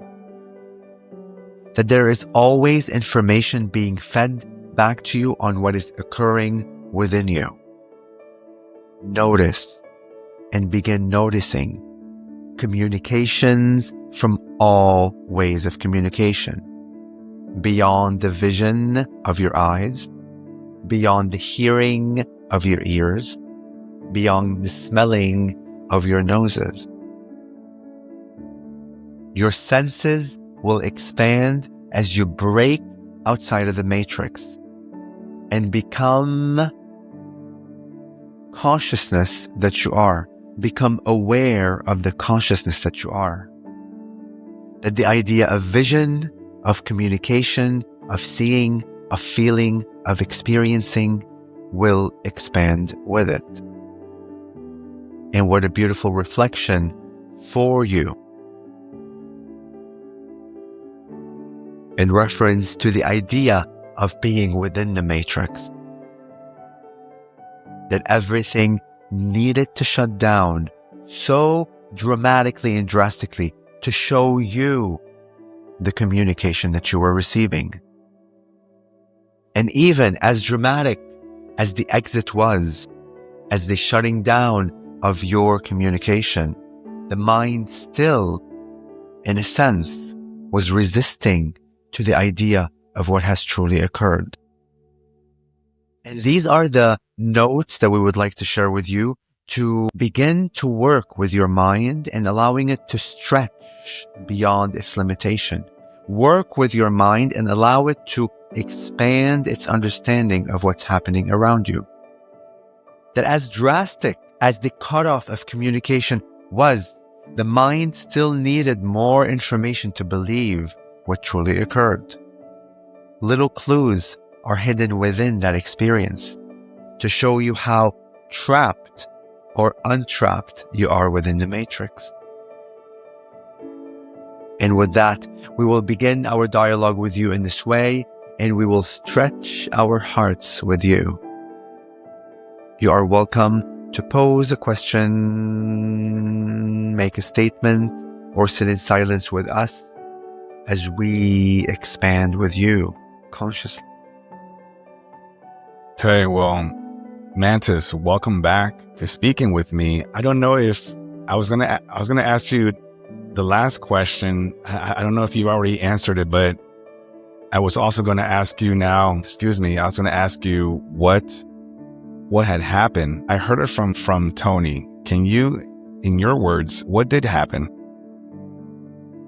As you know, you're energetic, electrical beings, yes? When you communicate with us or any other beings within the universes, beyond the exchange of words, your consciousness, your higher self, the other aspects of yourself are there watching in a sense and assisting, observing you as you open your heart and receive the upgrades, the new ways of thinking, a new shift in paradigm of being. And depending on how well received that new information was within your own system, that will, in a sense, become reflected outside of you. The same concept of your hearts being the projectors of your reality. That as you opened your heart to the dialogue and the information and the new ways of thinking and the expansion of consciousness that you were having with the channel, the way that you received that information upgraded your heart, the projector. So the light that was emanating outside of that projector is a new upgraded version of reality, yes? So the system that you were working from as you were dialoguing with the channel before you asked us that question became antiquated within that now moment of creation that allowed your system to shut down for it to reboot with that new added command. Because remember, you are also the internet. You are also the computer system. You are the tables, you are the room, you are the house, you are everything. Your consciousness is tethered and connected to all. Because you received within your heart, and because you are tethered to all, your system, in a sense, received that information. And the reboot was needed so you can function from a new high vibratory state and frequency. Is that clear? And that is clear. Can I ask you my next question then? Yes. I guess I'll continue with my original question. I was asking, are we, and this is for everybody, I have my own understanding of it, but I want to hear from you. Are we in a construct or a matrix? And what does that mean? Yes. You are in a matrix. You are in a construct. But it's not a prison in a sense. You are not stuck within it. The matrix isn't imposed by you by someone else. The matrix and the construct is simply a reflection, a mirror for you to see the commands and the ideas and the stories that are within you. In a sense, you are the producer of your own movie. You are the director of your own play. And as you direct your reality, you begin to witness outside of you the direction that is emanating from your heart, from yourself. Should you see an aspect of it that you do not prefer, simply go within your heart and alter that command, change that command for it to be received and viewed on the outside of you, in a sense. So the matrix isn't a physical matrix per se. It is simply a list of commands, a list of belief systems, perhaps imposed by you, by your society, by your family, by the experiences, etc., that shape your reality. And the idea is to simply remember that you are the creator that fed your heart those belief systems, and the heart is projecting out the reality that you see in front of you that you are living in. But it takes awareness. It takes self-reflection to go within and begin to believe and know that you are the creator of such a matrix. Because the moment that you reach that level, in a sense, that awareness that I am the creator, then the aspect of changing, altering, tweaking, deleting, adding those belief systems becomes easier. And as you do that, your matrix and the hologram that you live in will also change with it. Even if you expand your idea of consciousness.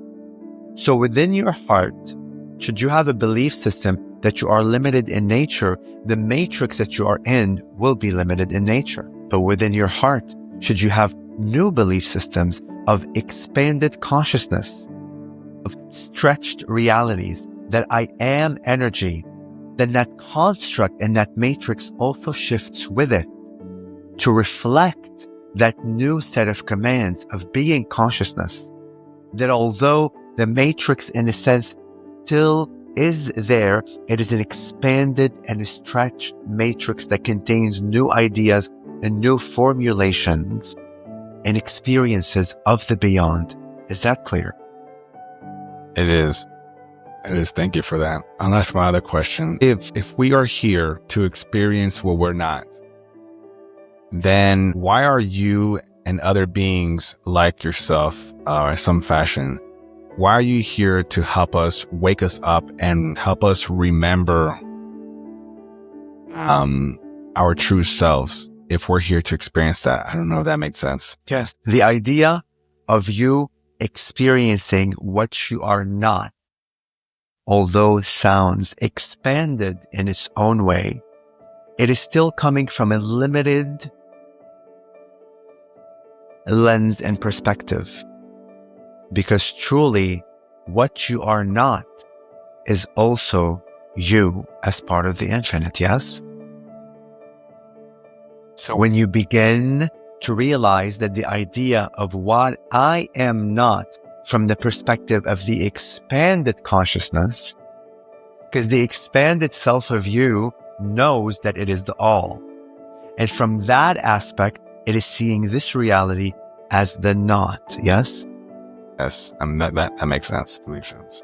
But when you begin to receive that information, that expression of experiencing what you are not from even a more expanded view than the not aspect of you is really you, then you begin to comprehend that within the world of limitation of the I am not, that oftentimes assistance and guidance is needed, because within the forgetfulness, the depth of forgetfulness, within that vibration of frequency, the remembrance of being the all can be slightly challenging.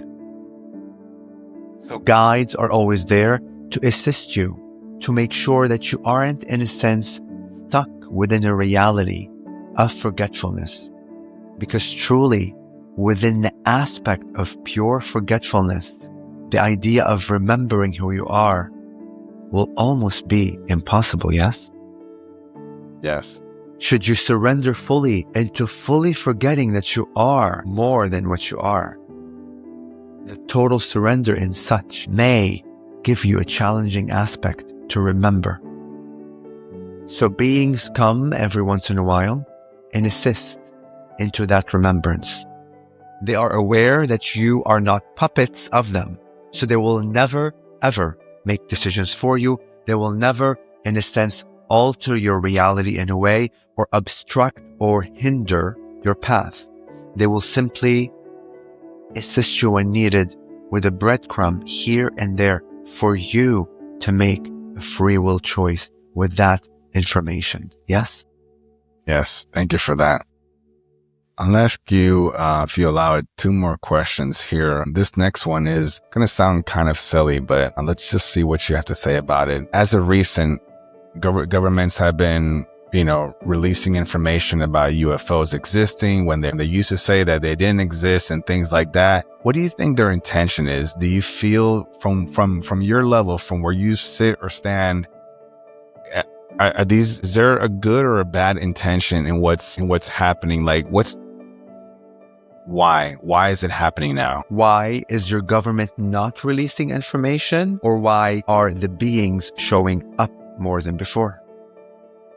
I guess my question is, if the beings have existed, and they've been here all along, and the governments they used to hide and say they don't exist, you guys are crazy, things like that. Now they're open and they're saying, yeah, they do exist.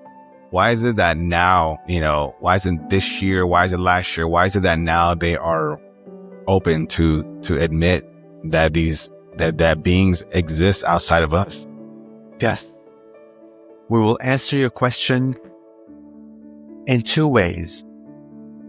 In fact, 2 questions are posed within that question. We will begin with the governmental entities on your planet as they operate from the fear aspect of reality. And the decisions that they make are, in a sense, from the fear aspect, that humanity isn't ready to receive such dramatic information, such new revelations, as such information within the lens of your government will cause chaos on your planet.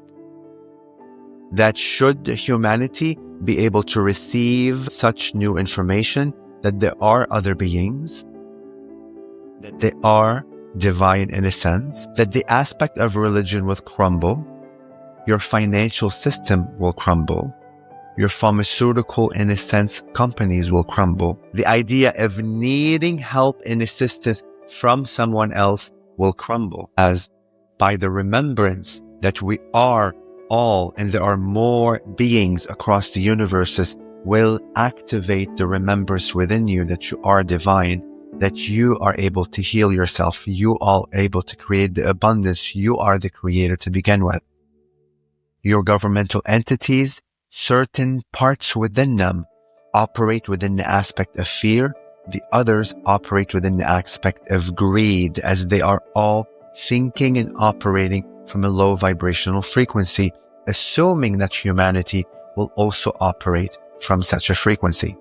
When the reality is, for question number 2, that our appearance, our visitations, our recordation, the fact humanity is recording us on your phones or other apparatuses of recordation is occurring is because humanity's consciousness is expanding. We have always been here. It is not new for us. We are not visiting you for the first time. We have always been around your planet, in and out, observing and assisting. But before, your lens of humanity on who it is within the construct of the infinite was a little smaller. So as the lens of humanity was smaller, you are only able to see within that lens. But as your humanity stretches its lens and becomes larger and larger, then you begin seeing what's already always been occurring there. Does that make sense? It does make sense. Thank you. So the fact that we are coming and visiting you, or truly the fact that you are able to see us for the first time, is your feedback that your vibration and frequency has expanded. You have stretched the idea of consciousness that you are able to see us, because now you are in a sense on our vibration and frequency. Similar to what occurred at the beginning of this dialogue when your computer shut down for it to re-regulate and update within it to be able to receive our messages from a higher vibration and frequency. As your system has upgraded, same thing is occurring within humanity. That as you upgrade as humanity and become more conscious of the all, you are able to perceive the all that has always been around you. Thank you. I appreciate that. Yeah, that does make sense to me. All right, I'll ask you my last question here. This one's probably more of a personal one in some fashion. I feel that I have a gift, or maybe gifts plural. I don't know, but I'm unsure what those gifts are, and how to use them. What can you see from your side? In every facet of creation is a gift of creation. Know that you, everyone else, every human, every planet, every animal, every water being, every river, every sun, every moon, every galaxy, every other being that exists within creation itself is a gift to begin with. You are simply tapping into and becoming more aware of the many gifts that you are. Earlier on, when we tapped in to this frequency and vibration, we saw dragons around you. Should you vibrate with that frequency and idea, should your heart be open to such an expression of creation, the gift will be revealed to you by them. You are an ancient being, wise beyond your years, beyond your comprehension. And the dragon energies will reveal to you one of the many gifts that are within your reach in this lifetime. Have you been dabbling within the idea of healing? I have. Yes, we know. Are you trusting the path that you are on? I do. On that path, as more will be revealed to you, do ask the dragon energies to assist you on your journey. Message received.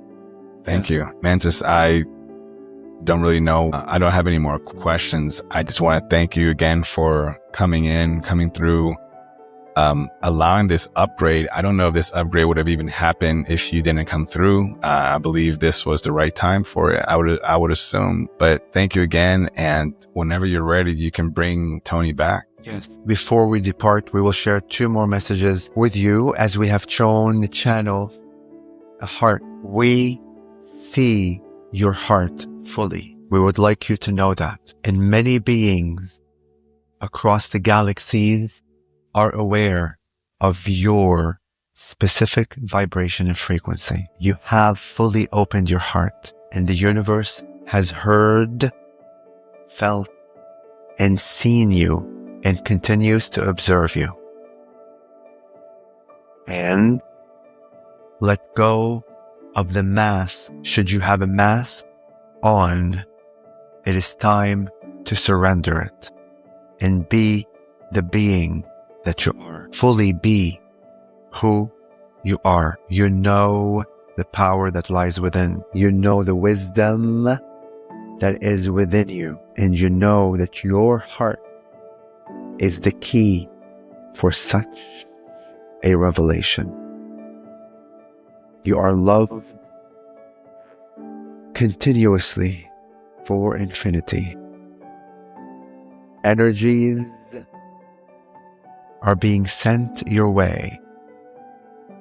In this now moment of creation, receive the upgrades that you have been longing for. A flame above your head is being shown as you are opening up the channel to receive more wisdom that already lies within you. We love you unconditionally. You are never alone, our dearest one. You are always guided by the many. Many are guiding you and supporting you on your journey. We will bring the channel back momentarily as we head back to the Antares Stargate where we choose to reside. Welcome back, Toni. Thank you. Oh my God, my hat is all like... Yeah, you're fine. You're fine. Wow. How do you feel? You know how you just wake up like in the morning, and if you've been dreaming and you kind of remember your dream and your eyes open and you're like, I gotta write it down or I have to tell my husband or whatever. And as you begin sharing it, it fades away. That's exactly what happens. You know, energetically, like a lot of my fingers, like this finger and this, and like something, they press so hard the whole time that I don't know if it becomes like, and I like feel like they're kind of point of connection, like somehow, but they begin like they're squeezed. And like at times I'm like channeling for 3 hours and they're squeezed for 3 hours the whole time. But I experience things beyond the mind. It's like, it's hard to describe in like words what I feel. I feel just, I don't know. Even if I say the word consciousness, I experience it from a very different way. I cannot even articulate, if that makes sense. Right. I get a lot of images. I get a lot of like information, and I'm still kind of like in the state because I haven't came back. So when you see my eyes closed after this, as I'm speaking to you, because I'm still, and it is still here. And I just feel like sharing the mask that I saw as you're ready to take it off is very clear. Whatever mask, and we all have masks, right? It's not like you're the only one, but you still have one mask you need to shed, and you're ready for it, and you'll know what that is. Okay, I was gonna ask you what's that mask is, but it may not be like a prominent mask, but it's a mask perhaps like from childhood that's still there under 2 or 3 layers of who knows what. But just know that if it comes, and look, when I have these channel messages like with clients, oftentimes like what I tell them is whatever you receive now, it's not all meant to be revealed right now. Some will be revealed right now. A lot of them are seeds that will be unlocked on your journey. And I get texts, like crazy texts 2 or 3 months later, even like a year later. Oh my God, Toni, what you said exactly verbatim happened. And they send me pictures of praying mantis, just like praying mantis insects begin appearing on their front porch, on their car, when in the past they've never ever seen them. And they've been living in their state for like 30 years or whatever. So crazy stuff will happen. So don't rack your brain around needing to understand now, just receive. And you'll know when the unlocking, like you'll just know it. There's nothing else. No being can come and say something. You just know it. But whatever you're ready to do next, you are very equipped to do it. And your heart is, wow, it's already open. It's been open. You've been working on it. It can hold so much love. It's a container of just healing pod, the best way I can describe it. Now that I'm saying healing pod, they also, whatever healing modality you're been playing around with it, you're trust it and just like go with it. But know that the ultimate healing tool is you're biological. Our bodies are the most advanced biological tool within creation. We just don't know that it is. We're just not taught that it is, right? That's why we go to doctors. And even with my back pain, my back spine, I still forget that I'm my own biological most advanced tool. You've always been you've always felt heart, right? Ever since you were a child. Yeah. I can feel it in your path is very heart based. Like I say the word heart based, but it's like such a bigger word. Like it's not even encompassing what I'm feeling. Within your presence, people are healed. Like you could be walking down the street, just being yourself. And I still have my eyes closed. Well, obviously you see that. I don't know why I have to say that. So silly. I'm like in and out of consciousness.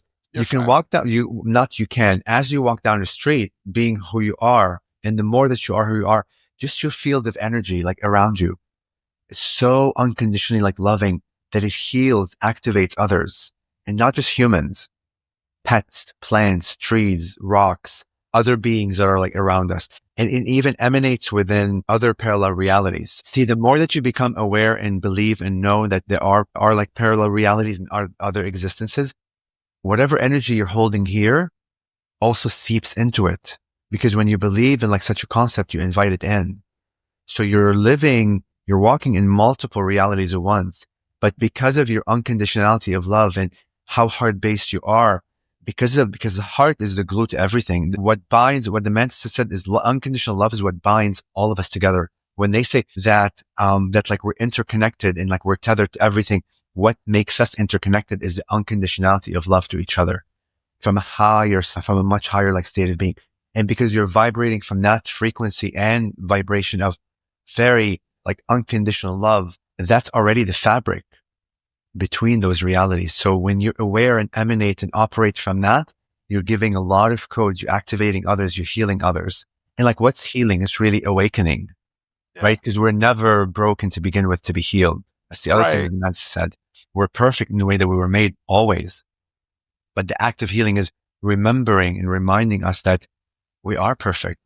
We are that perfect state that we seek. So your mission is big. When did you start this podcast?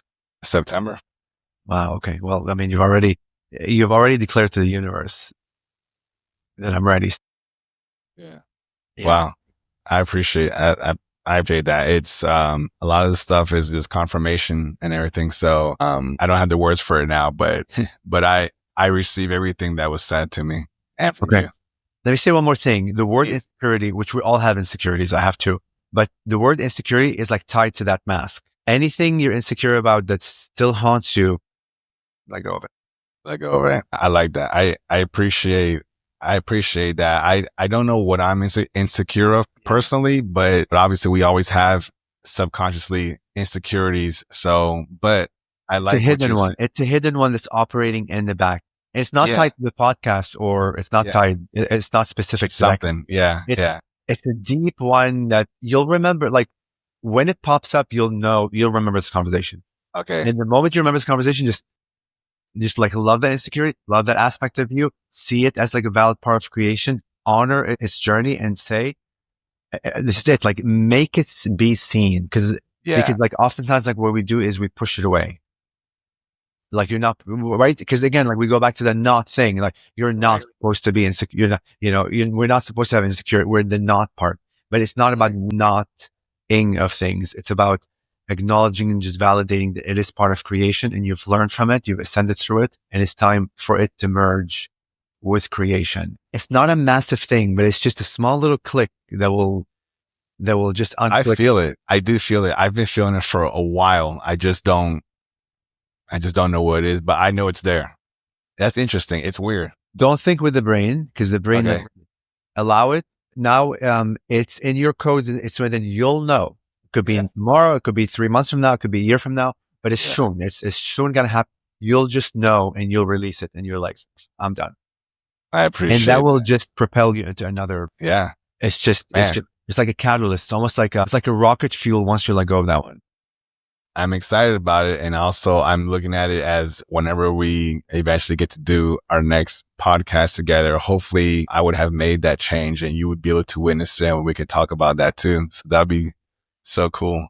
I mean, dude, you already upgraded just from by Yeah. the whole internet thing. Like, it's not a joke. Yeah. And I say it, you No, shifted. And like, I've had, I don't know how many podcasts that you're the only one where it's been this kind of visceral, but this was for you to witness and for your audience to witness.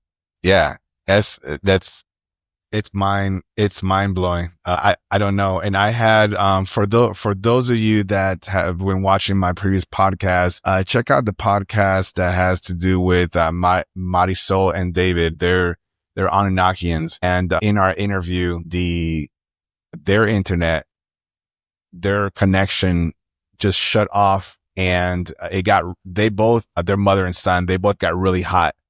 They got really hot. And it was like 61 degrees in their room, but they were like super sweating hot and everything. And something had happened to them. So check out that episode as well. But, yeah, it's interesting.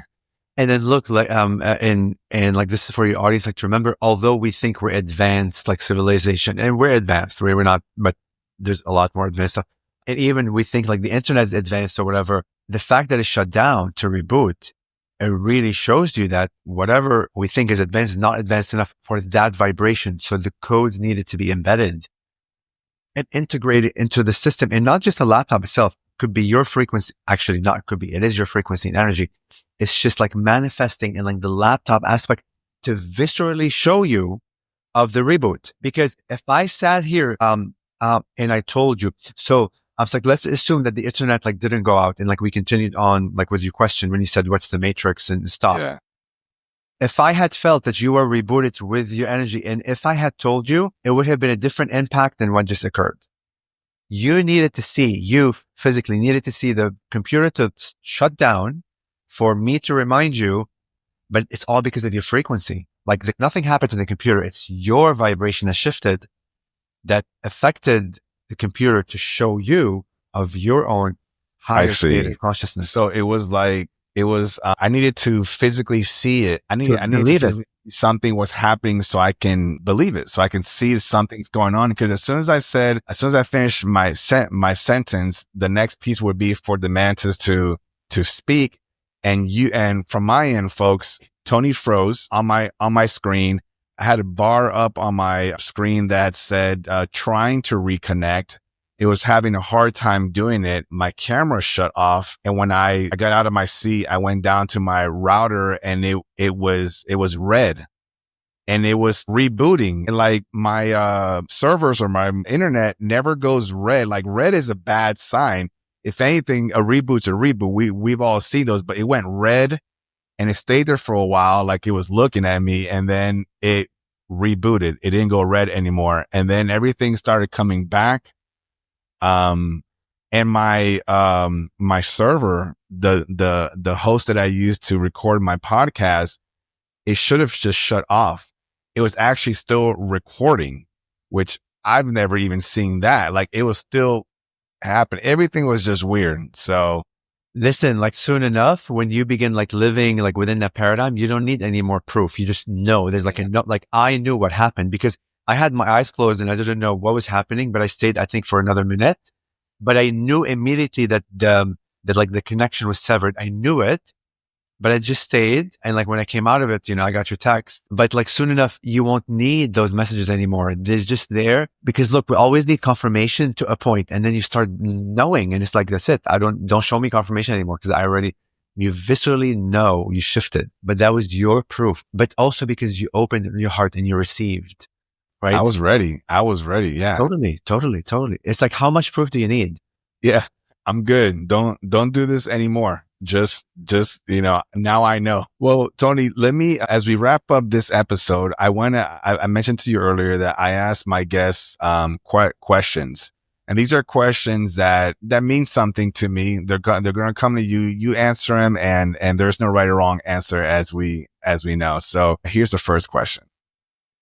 In your journey, what has been the most profound truth that you've discovered that you believe the world needs to hear? Okay. Unconditional love, we have no idea. If you ever experienced like love, if you fell in love with a person, a man or a woman, or an idea or a song, or you had a moment where you felt so electrified and in love, whatever that in love is, that is literally a micro inch of what and how much the universe loves us and the creator. Like micro inch we don't know the magnitude of the love that is there for us. I'll take it. I'm speechless because I'm like it.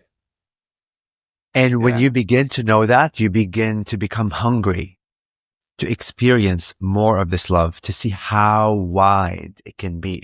I mean, it's just, and speaking of crying and feeling like emotional, if you've ever been emotional, multiply that by like infinite. Like when you are presented within your own self with a higher an expanded idea of love, it's mind boggling. Like our container almost like in a sense isn't able to contain such infinite, like amount of love, but the like desire to want to feel more of that is just so beautiful. And it happens not only to love yourself by also beginning to love others really from an unconditional aspect. Like there's so much more for us to know. And as much as you think that we live in a world of hatred and whatever wars and division and politics, blah, blah, blah, there's so much love within it, that we're not focusing on it. It's so easy for us to get that distracted because of the media and other things of what's not within us and in front of us, that we all have access to it. So, yeah. Right. Yeah. Thank you, Toni. My next question is, what is one mystery of the universe that you wish that you could solve? Mystery that I could wish I could solve. Oh my goodness. These are if you could snap your fingers and just said, I want to solve this. And maybe you don't want to solve something, it's your answer. Listen, the word solving like elicits all kinds of things in like my mind. I would love to see and experience the fabric of the universe. Like I would like with my eyes, as limited as they are, to look and be able to see how everything is interconnected with everything. Because when I'm in like the channel state, I see it from like from an energy like perspective. But I would love to experience it and just solve that. I mean, it'd be a beautiful like sight to just look and see how everything is tethered, however it is tethered. I have my own image of of like what tethering means, but I also know it's not what I think I'm seeing in my mind. So I would love to be able to experience that, which is like solving. It would be just a beautiful sight. And once you see that, how can your life not change? Yeah. To witness all of our connection. Like, yeah. I wonder if going to that same point, what if you could snap your finger and give humanity, the 8.5 billion people, 3 seconds? Because I like 369. Give people 3 seconds to just see everything and then come back. That conversation alone would just open up everybody to like, I don't know what we all saw, but we all saw it collectively. Can you imagine that? That'd be amazing. That would be amazing. All right, here's my next question. Sure. I got 2 more for you. Third question. Beyond all the knowledge and experiences that you've gained thus far, what still leaves you in awe and makes you question everything? Easy answer for me, because I already experienced it. Not knowing what I know. Like the more that I think, yes, I know more and I feel more expanded, I feel more divine, I realize I don't know shit. And I hope that's okay to say. Yeah, you good. And it's just so, and like that's the humbleness aspect that, yeah, it's just there's more to know that I don't even know. I cannot imagine what else could be out there for me to even like. There's more. Yeah. I love it. Yeah, I love it. Yeah. And here's the last question. This is more of for a personal one for you. If you could talk to little Toni, what would you tell him? That's a good question. Oh my goodness, I haven't talked to him in a long time. I would tell him to really, and I'm going to look in the camera, and I may get emotional. Who knows? I may not. I don't know. To trust himself more, to speak his truth, to really be all the creations that he had in his mind, not to diminish himself, not to disempower himself, not to be afraid, to have courage, to be different, because he is different, to believe in himself more. Yeah.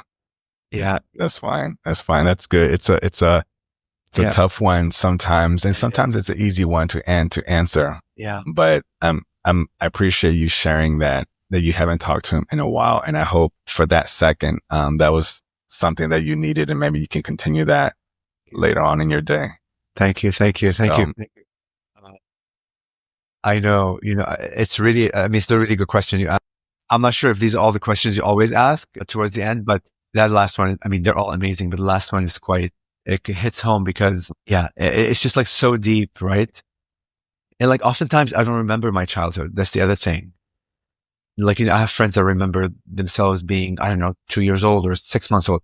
I don't remember anything beyond, I want to say like 6 or more, maybe I remember. And look, we lived during the war. I was molested. I was beaten, so like we had like punishment system like back home that if, I talk about it now, it's abuse really. Even the school system like that we went to, which was it was one of really good school, but still abuse was like okay there to the kids. So I don't know if I have a lot of repressed stuff that and like for your audience, the fact you asked me that question, I'm speaking more about it. There's something for me to dig deeper. So you're healing me in that aspect. You're my ascended master by like bringing that point up. So we'll see. And that's how real I am, guys. That's how human I am. Yeah. Like, don't put me on a pedestal, please. We all are gifted. We all, there's no one person more gifted than the other. But the same life you lived, I lived, and I have a lot of stuff in between that I'm not sharing, and all kinds of things trying to figure out your life and things you witness and experiences at home between my mom and dad. The way they behaved with each other wasn't the best, and dad especially, but all those shape you to be a person to a point, and then you go in and begin untangling them, And if I could say something to little Toni, look what an amazing person you've become today. Look at in the last 2-3 years and your transformation.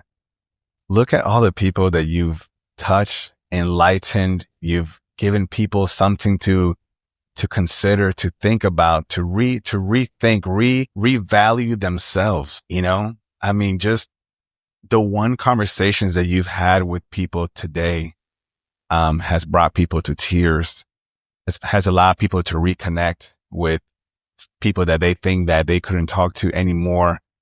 But you're in a great relationship now. You have a good life. 2025 is going to be amazing for you. But look at you today. Value yourself. Appreciate you. I appreciate you. And thank you. Thank you. Thank you, Cesar. And, as I had my eyes closed and I was receiving your love, that question you asked about a little Toni, I have a new version of it that just kind of like ascended. And it's really,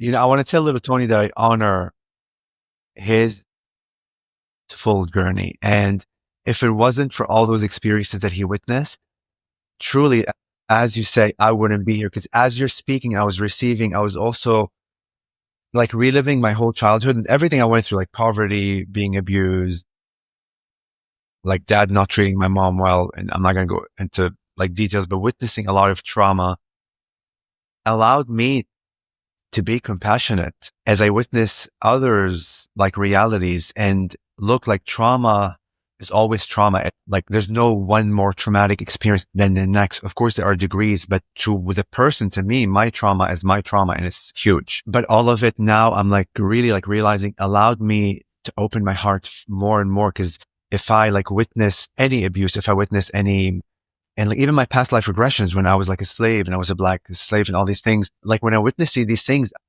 I cry. I like Craig always says, why in the hell are you crying? I cried everything. I cried happy moments and hope, even hope, like small, like segment of hope.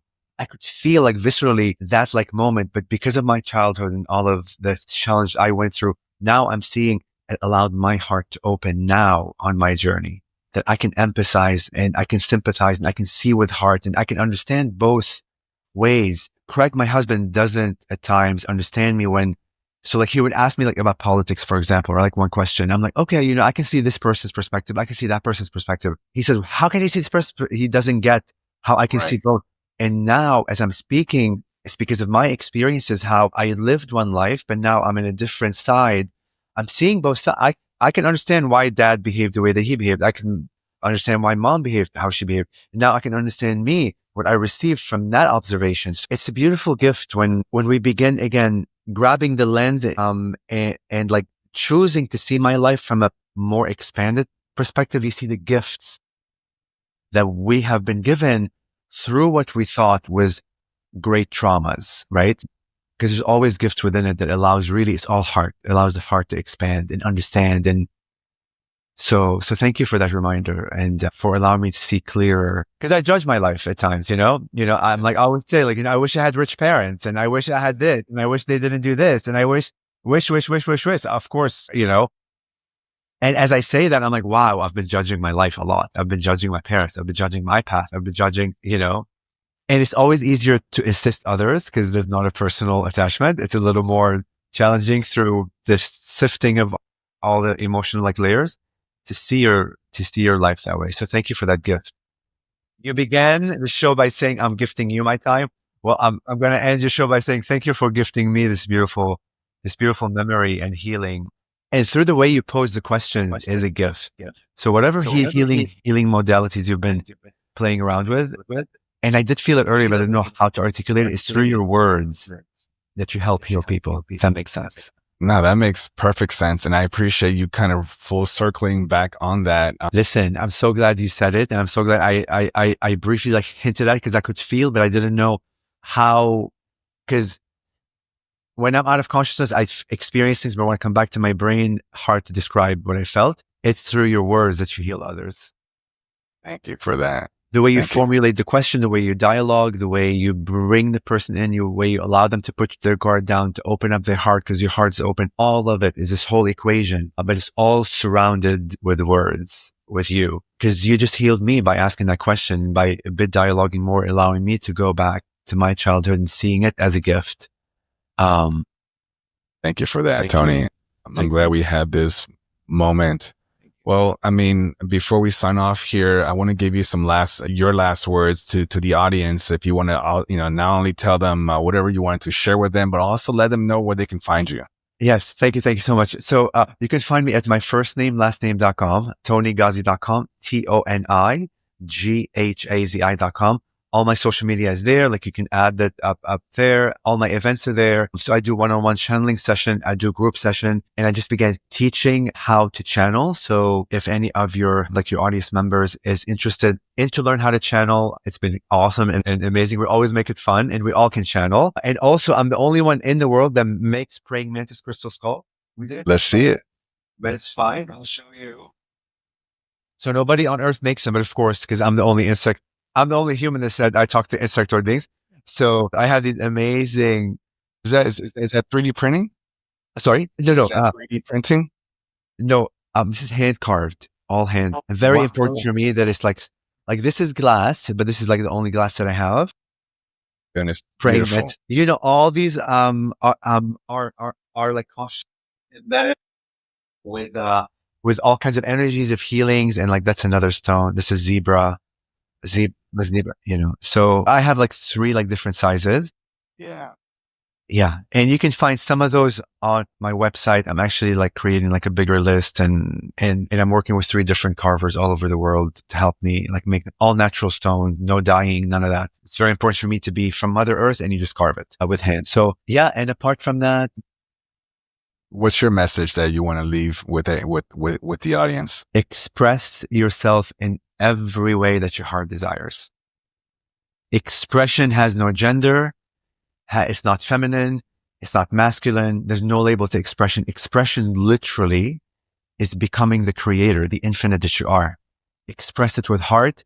And expression doesn't mean that you're going to be that forever. You could express something only for a day and express something else the next day and express something else the next day. But express all your versions of who you are, because how else are you going to intimately get to know you if you're not allowing yourself to be the all? So don't be afraid and be the disruptor of your environment. I go, I go to big corporate companies and I teach real estate, and I have all this on my face. In a big corporate world, everybody is in suits, and they look at me at first what are you doing here? And then the moment they speak to me and they see how I am, their guard goes down. The suit falls away. If they're vice president, president, all that, like, they become human. So disrupt your reality. Allow people to know, be the example that others really can emulate. And it doesn't mean they have to be like you, but they can be whatever version they've been hiding, afraid to be themselves. And the more that we step outside of that zone of being the all, and look, like now I do my nail. This is like the yin and like the yang, right? I love it. I love it. And like this started 2 months ago. Like my husband has been doing it for like 6 months and I haven't been called, but like we went to Canada and I woke up, I'm like, I'm going to do my nails today. And it's just my reminder that I'm expressing what creation is. And who knows how I'll do my nails. I may stop like next year or 3 months from now, but express yourself in every way. Sing, laugh, joy, put a dress on, whatever, just do, swim, don't hold back. Because as you be all these like expression, you become intimate with the allness of who you are. And then you'll remember you are the all and you inspire others and you'll be the disruptor of your environment, giving people the opportunity to be more because we're so stuck into the homogenous way of things. Do this. Look, we're not the same. We're never going to be the same. This is why there's like so much trouble in the world because we're trying to be what we're not. We are not one thing.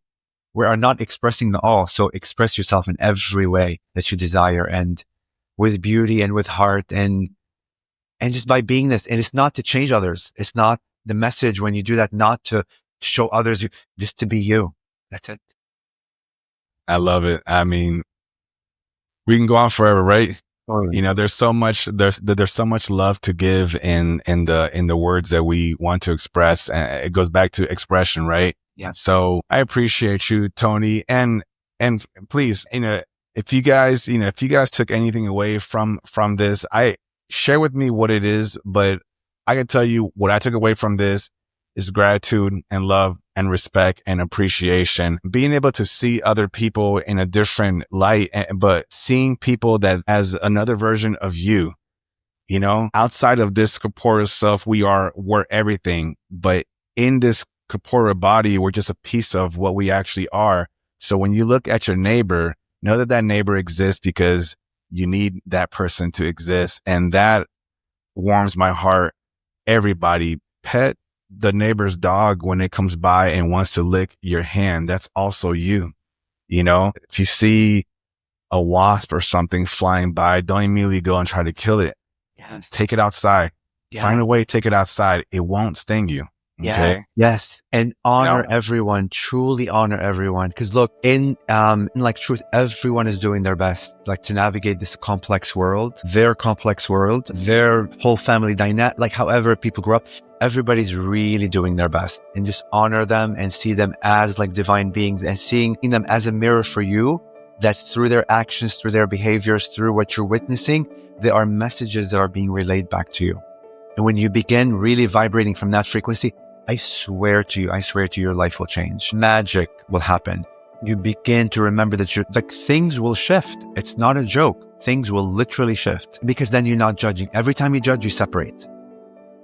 You separate from creation. The moment you judge yourself, the moment you judge your neighbor, like the moment you judge any experience, you literally pull yourself away from yourself. The act of love and integration and honoring does not necessarily mean you agree with what they're doing. That's not what we're saying. If someone is doing something bad or awful and you don't agree with it, honor the fact that they are a divine being. Creator made them, God made them, whoever made them.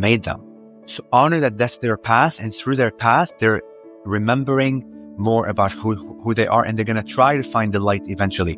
That aspect of honoring is unconditionally like loving to that being, that I'm not going to disrupt your path. Who am I to disrupt your path?